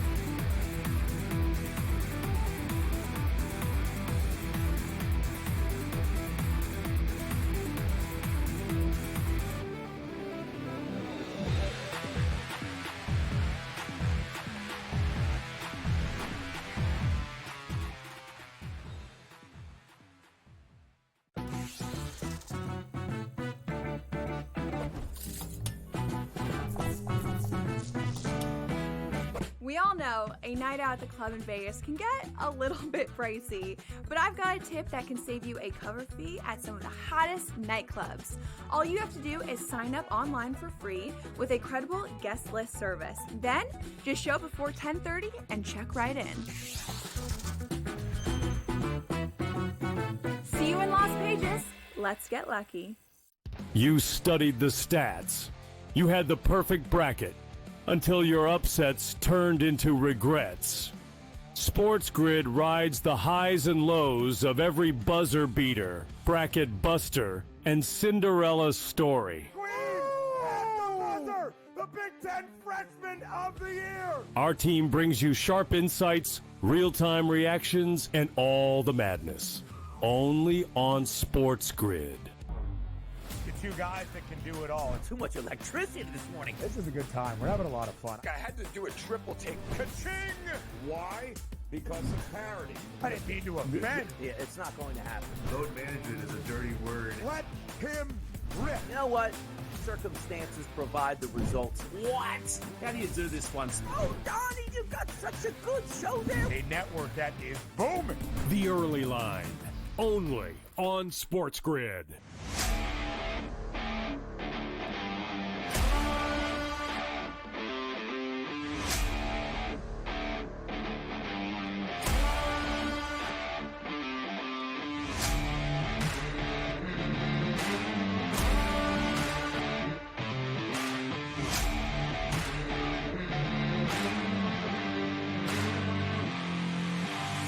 It's smarter to be on SportsGrid.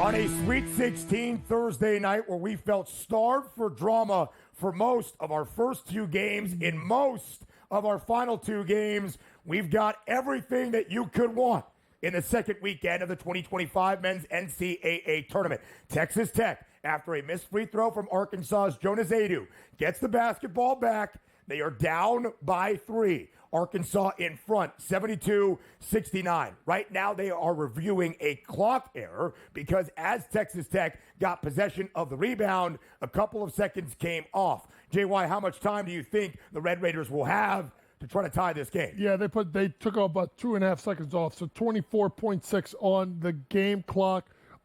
You have now. Here's the thing, folks.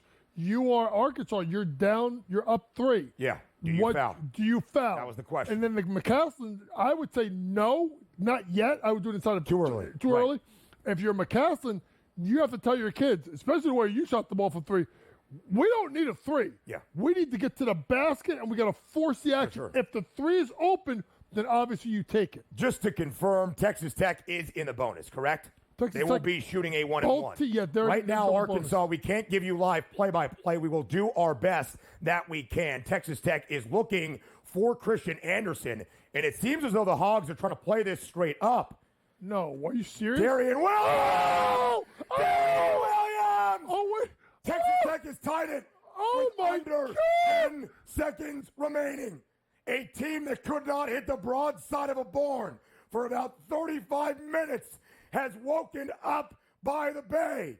Darian Williams, wanting, waiting, delivers for the Red Raiders. There's about 9.7 seconds remaining. My voice is gone, and we are tied at 72 all. And the big thing about it, this is different than the 3 that Colorado State hit on a busted play in regards to right. This was a contested NBA 3. Look at the look on his face. He knew it was in the cylinder. All right, 9.7. We're tied at 72 all. Yep. What is John Calipari drawing up for Arkansas? I think I'm getting the ball downhill. I'm going to space the floor with shooters.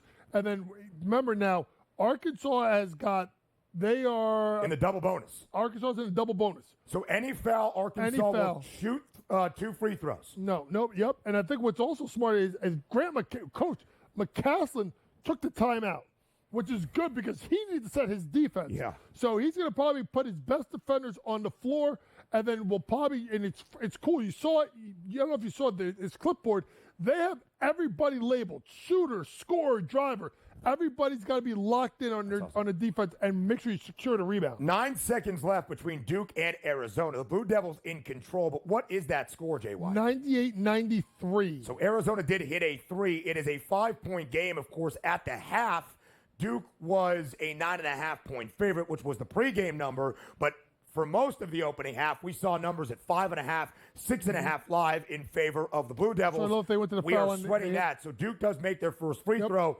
We are here right now watching this game in full in San Francisco because, of course, this is where the drama is. 9 ticks remaining in Newark. Duke has hit the century mark. They are up 100-93. Darian Williams telling his team in the huddle, JY, after hitting the clutchest three-pointer of his life, one, you know what word, stop, to get this to overtime. Duke wins by 7 as well, and they cover as that live 6.5-point favorite. They sky over 82.5. The Blue Devils will advance to the East Regional Final in Newark. They will take on the 2 seed in their portion of the bracket in Alabama in what is going to be a great regional final on Saturday. And the one thing you want to, as they get ready, as they're going to go through frame back by to Arkansas, frame, Texas Tech. Yeah, and just make sure people understand this. So they have, like I talked about before, they have something called DV Sport where they can go frame by frame. Yeah. It is when the ball goes in the basket.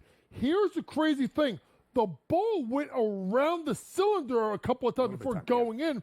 So technically, it's when it goes under that is when the net, correct? Yes. Yep. So it'll be interesting to see. And now here's the thing: you're McCaslin saying, don't let them roll the ball. Right. You may have to catch and retreat. And Calipari may bring the ball to half court and then call another timeout. Grant McCaslin's second year in Lubbock, going up against a Hall of Famer on the other side in John Calipari. We've got about 40 seconds left in this segment. There are 5 seconds left in this game in San Francisco. Arkansas looks for the win. A tip is no good. We have overtime by the Bay in Northern California. And a little bit of life we're left for Texas Tech.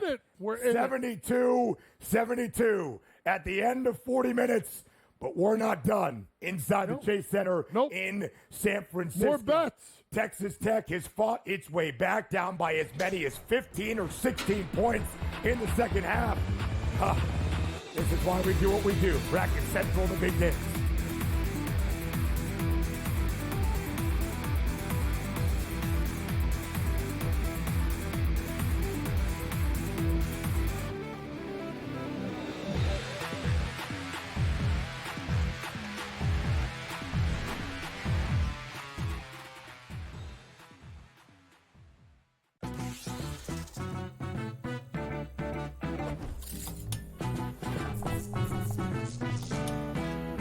We all know a night out at the club in Vegas can get a little bit pricey, but I've got a tip that can save you a cover fee at some of the hottest nightclubs.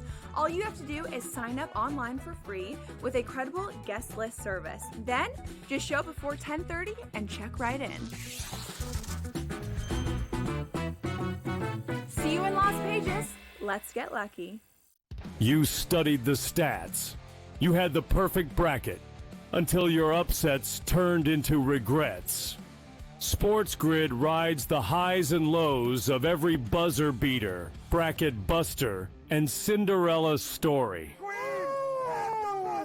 The Big Ten Freshman of the Year! Our team brings you sharp insights, real-time reactions, and all the madness.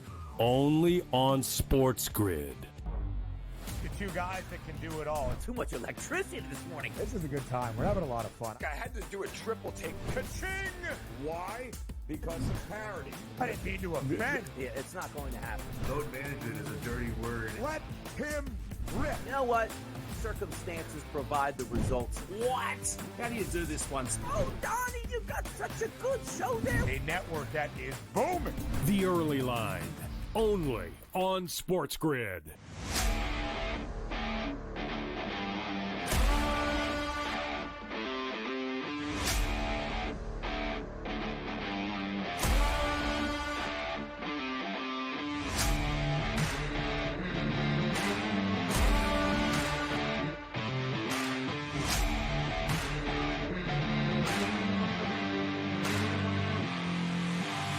It's smarter to be on SportsGrid.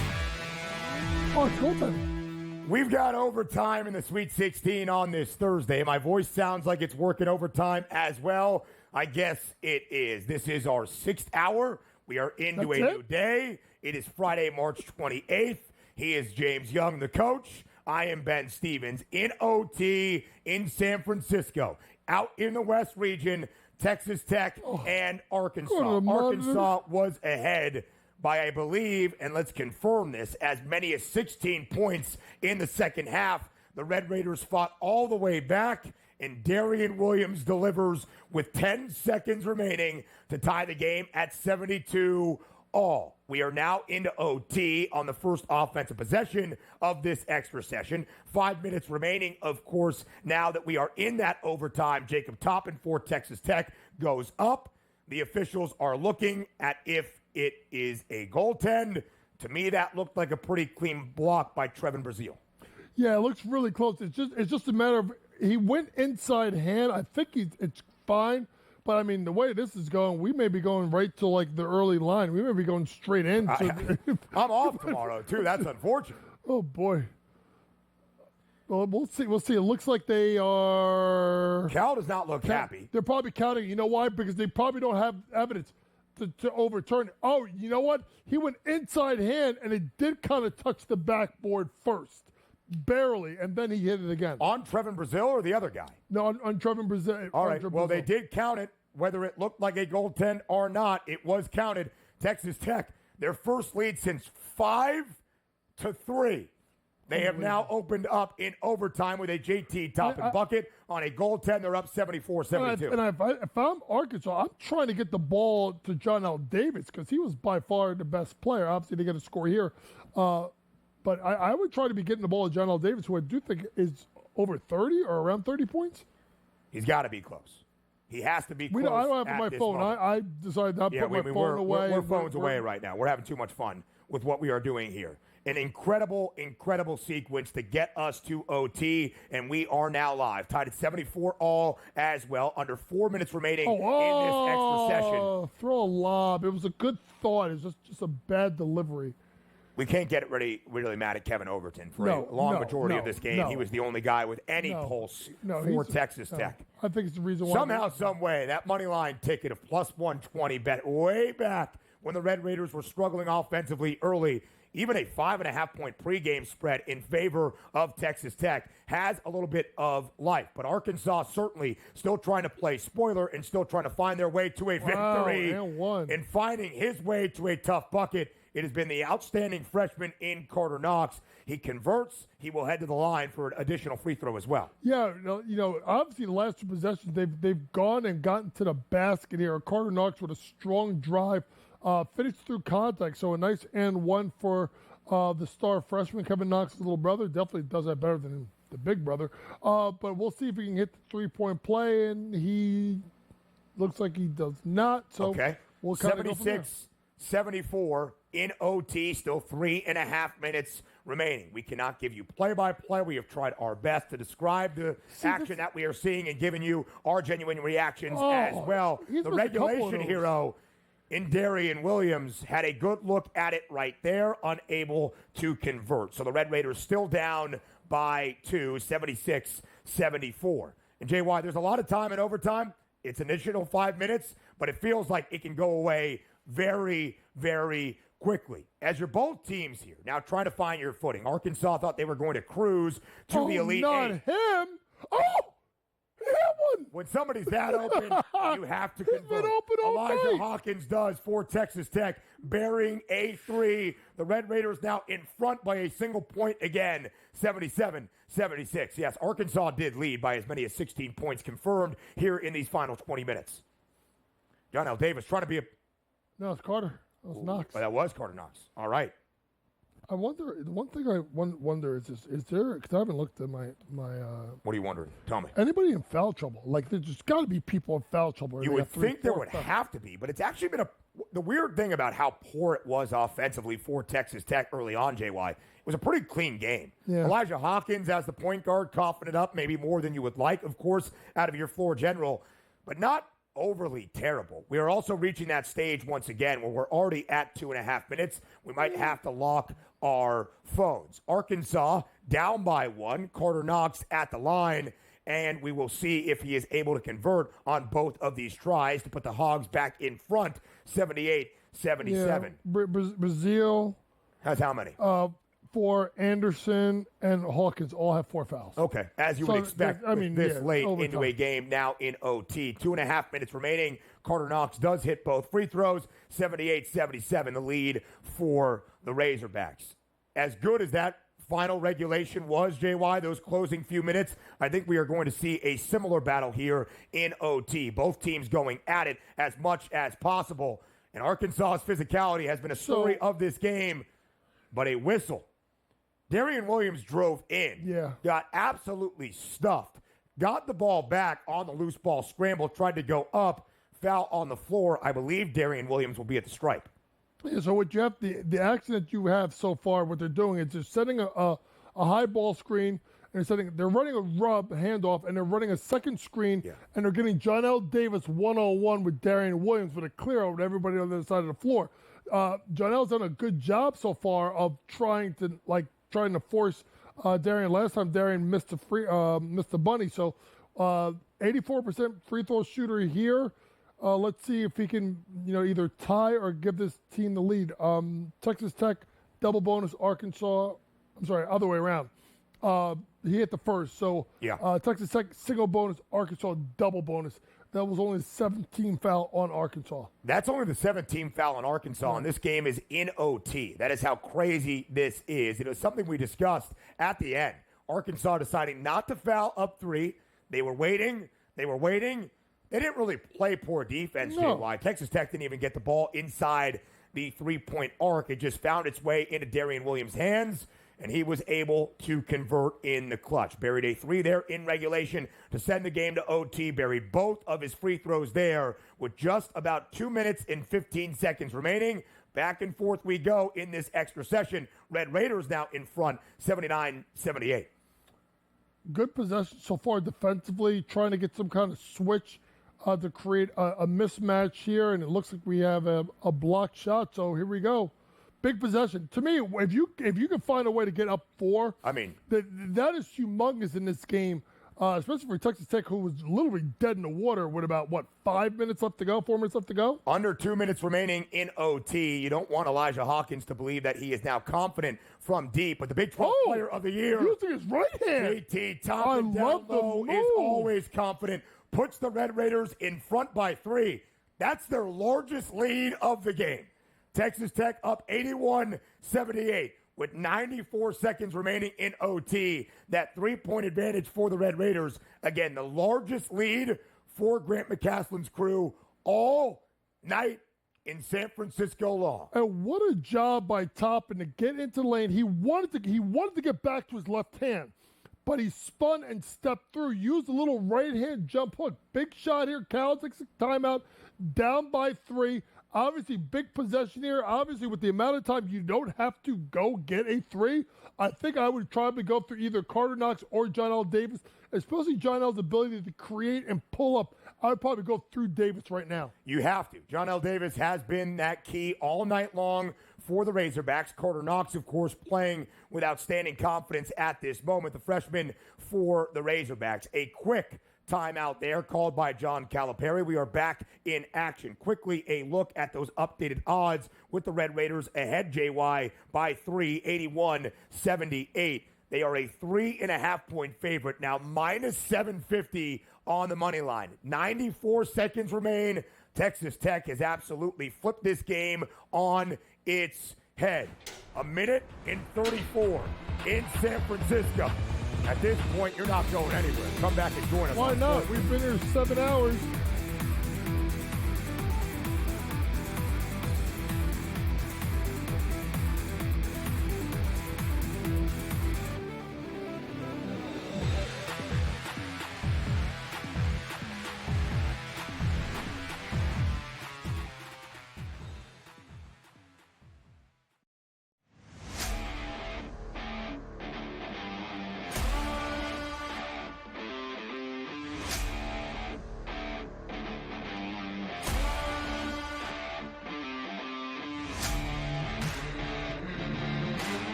It's smarter to be on SportsGrid. There's a couple of reasons why St. John's lost this game. Number one, it has nothing to do with the fact that R.J. Lewis was benched the last 4 minutes and 56 seconds. The kid was 3 for 17. He was terrible defensively.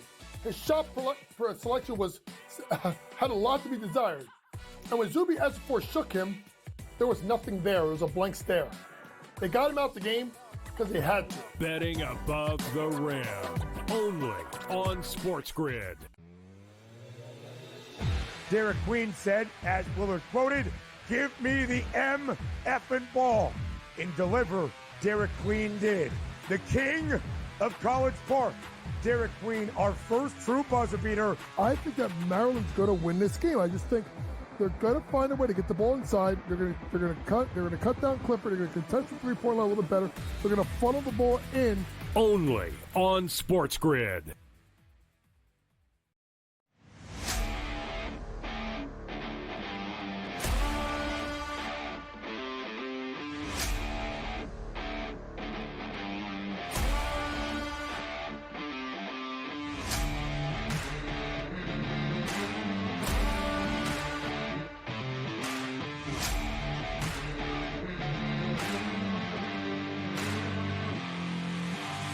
It's smarter to be on SportsGrid.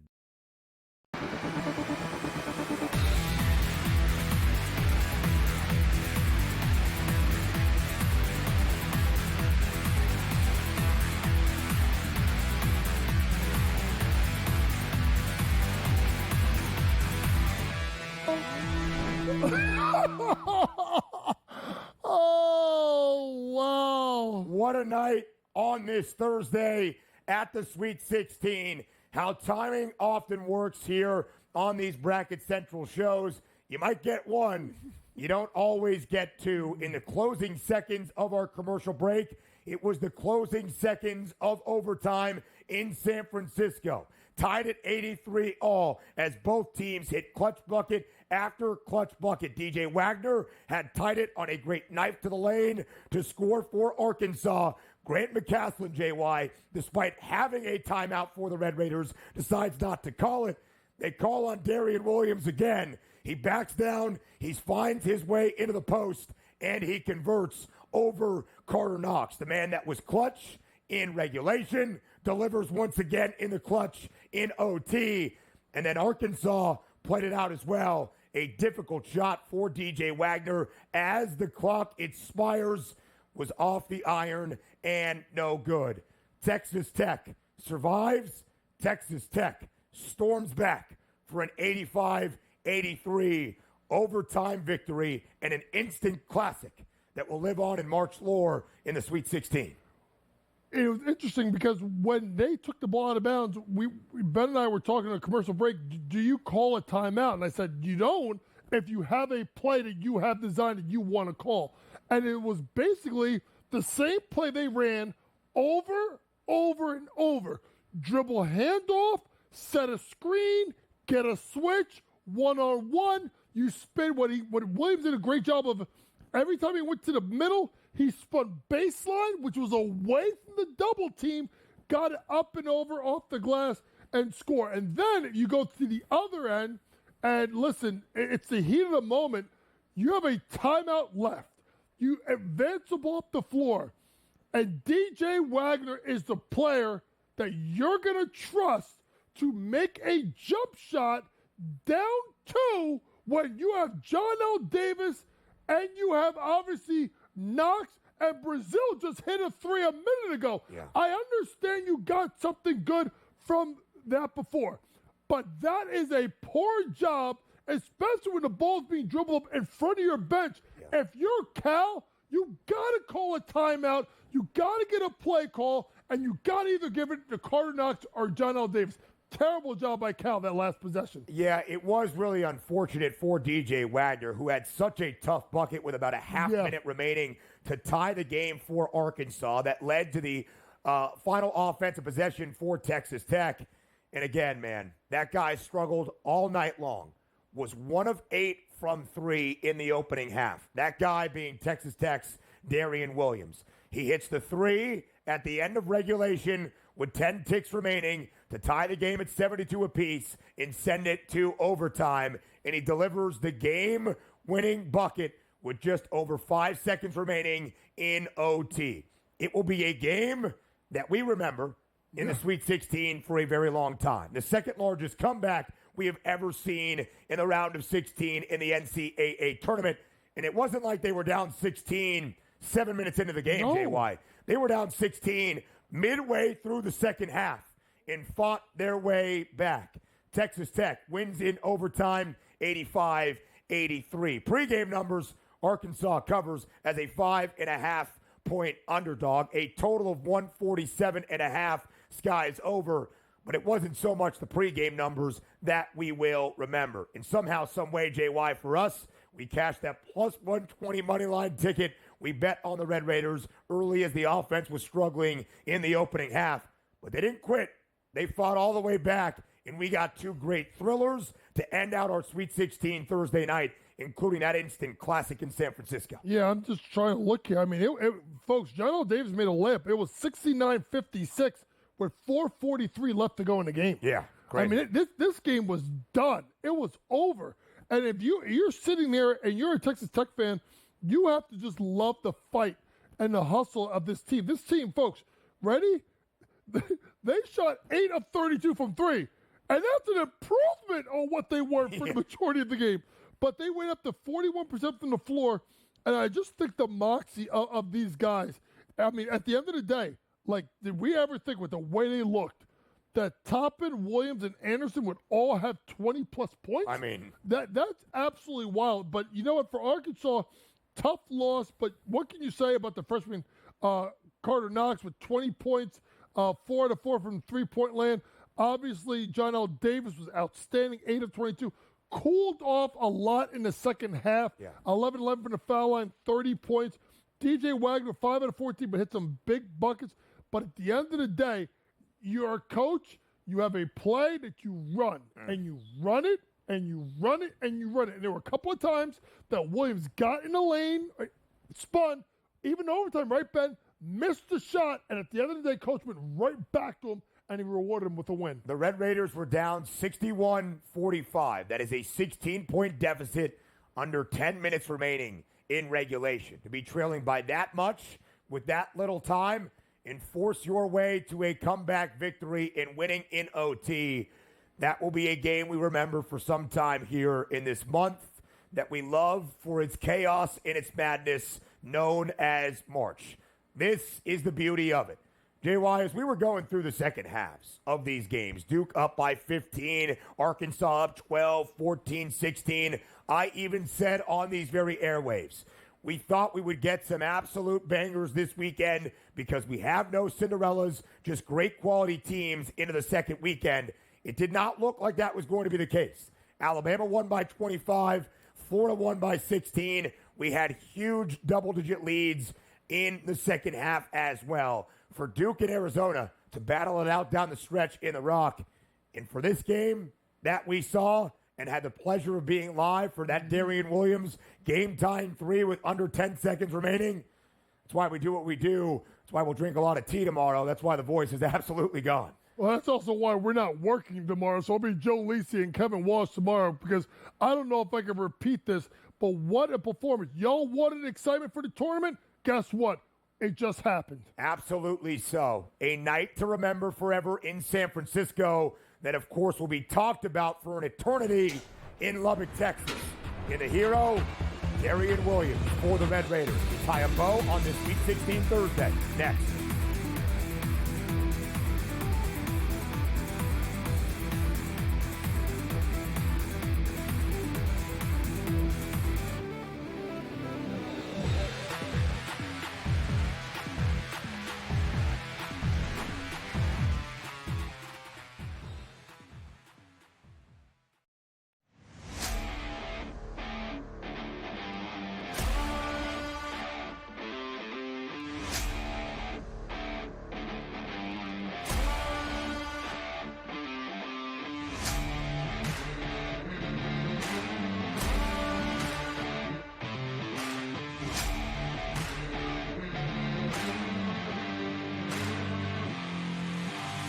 It's smarter to be on SportsGrid.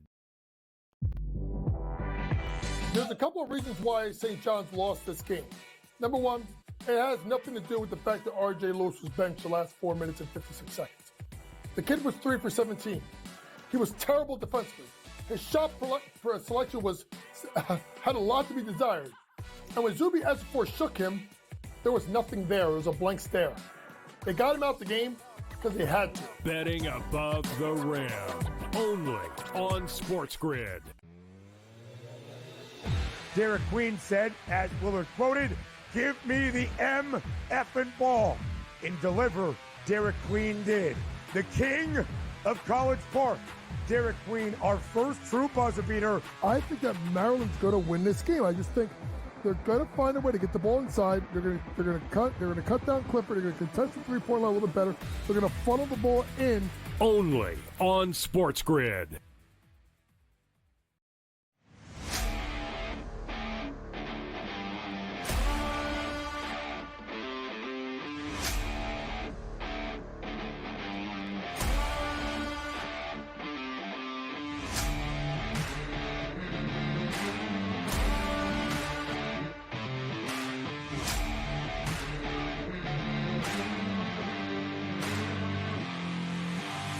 It's smarter to be on SportsGrid.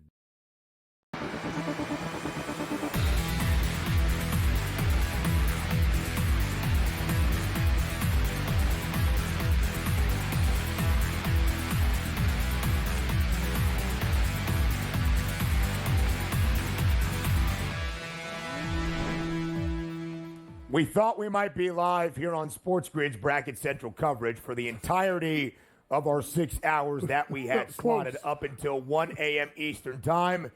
And that is exactly where we stand. We welcome you to Friday, March 28th. We welcome you back to the month of March in a tournament defined for its chaos and it's madness. JY, in our last 2 nights here doing Bracket Central, in our last 2 nights of the 2025 Men's NCAA Tournament, we have called a buzzer beater to win it for Maryland in the round of 32. We have been here for your coverage when Darian Williams came up in the clutch, tied the game with 10 seconds left in regulation at 72-all for Texas Tech, and the Red Raiders completed it in OT, courtesy of that man, Darian Williams again. The second largest comeback in the history of the Sweet 16. The Red Raiders trailed by 16 points, under 10 minutes remaining in regulation. Down by 13 with about 4.5 minutes remaining. They fought their way all the way back, and not just all the way back, but all the way back to the mountaintop in a victory in the Sweet 16 against Arkansas. You want to talk about 4 games, and you want to talk about, like, the first game being one of the best offensive games that I've ever seen in the NCAA tournament, with a team making 25 threes, to one of the worst offensive performances I've ever seen, with a team with 56 points, down 13, with 4:30 left to go, and Ben and I were done with the game. I'm talking done. I was just waiting for the game to end. And, of course, we get what a finish, which just shows to you that you got to play the full 40. There were some shots that Cal's kids took, some quarter threes, Ben, late in regulation, that were questionable at best. Yeah. There was the timeout. And this is the thing. We can go through 25 things that Cal probably did wrong. Yeah. But at the end of the day, the credit should really go to Texas Tech, because they had no business even making that a contest. And shout out to them. And honestly, shout out to Tommy Lloyd and his crew, because they were dead in the water too. And for them, and now you're like, well, they only lost by 7. They were down 20-something late in the game. Yeah. What a run by them as well. Yeah, they fought their way back to the Wildcats of Arizona in that second half to make things very interesting in Newark. So our 4 spots in the Elite 8 that were punched on this Sweet 16 Thursday. In our opening 2 games, it was Alabama, scoring 113 points behind a new tournament record 25 made threes as a team to beat BYU by 25, 113-88. The Crimson Tide on to the Elite 8 for a second consecutive year. They will get Duke on Saturday night in the late game in Newark. Duke does hold off Arizona, who tested the Blue Devils late, winning 100-93, skying over a pregame number of 154.5, although the Cats do come back to at least cover as a 9.5-point pregame dog. Duke, a 6.5-point favorite, JY, against Alabama. That total has opened at 171.5, is already up by a point to 172.5. Your early thoughts on the nightcap in Newark on Saturday night? Plenty of explosive offense. The question is going to be, can Alabama get Duke to at a faster pace when Duke has the ball on offense? That's going to be the telltale sign. I think Duke will be able to defend at a decent level. They have shot blockers and rim protectors all over the place. They have depth. They have experience. They have switchability 1 through 4. The question is, can Duke be forced to play faster than capable? We did see Arizona kind of get into them a little bit. Yeah. Maybe that's the recipe for Nate Oates' squad. Texas Tech comes all the way back from down by as many as 16 points in the second half to knock off Arkansas in OT. The Red Raiders reward, they will take on Florida. The Gators, the 1 seed in the West region, beating Maryland handily in the second half to win by 16, 87-71. The Gators covering as a 7.5-point pregame favorite. Florida, 6.5-point favorite. That will be the early game scheduled for a 6:09 p.m. Eastern time tip on Saturday evening in San Francisco. I believe Kevin Walsh and the crew in New Jersey will have that covered for you first. I think we will be live for that late game, the East Regional Final in the Elite 8 between Duke and Alabama. Quickly here, we got 4 more games in the Sweet 16 on a Friday. Where do you look first and foremost? I love to see that Houston-Purdue. Purdue's going to have the advantage of being in Indianapolis. Can they steal one versus Houston? A 8.5-point underdog, but fewer than 70 miles away from their campus in West Lafayette. Michigan State, can Izzo keep rolling in the big dance? We'll see you on Saturday. Bracket Central continues tomorrow. Williams!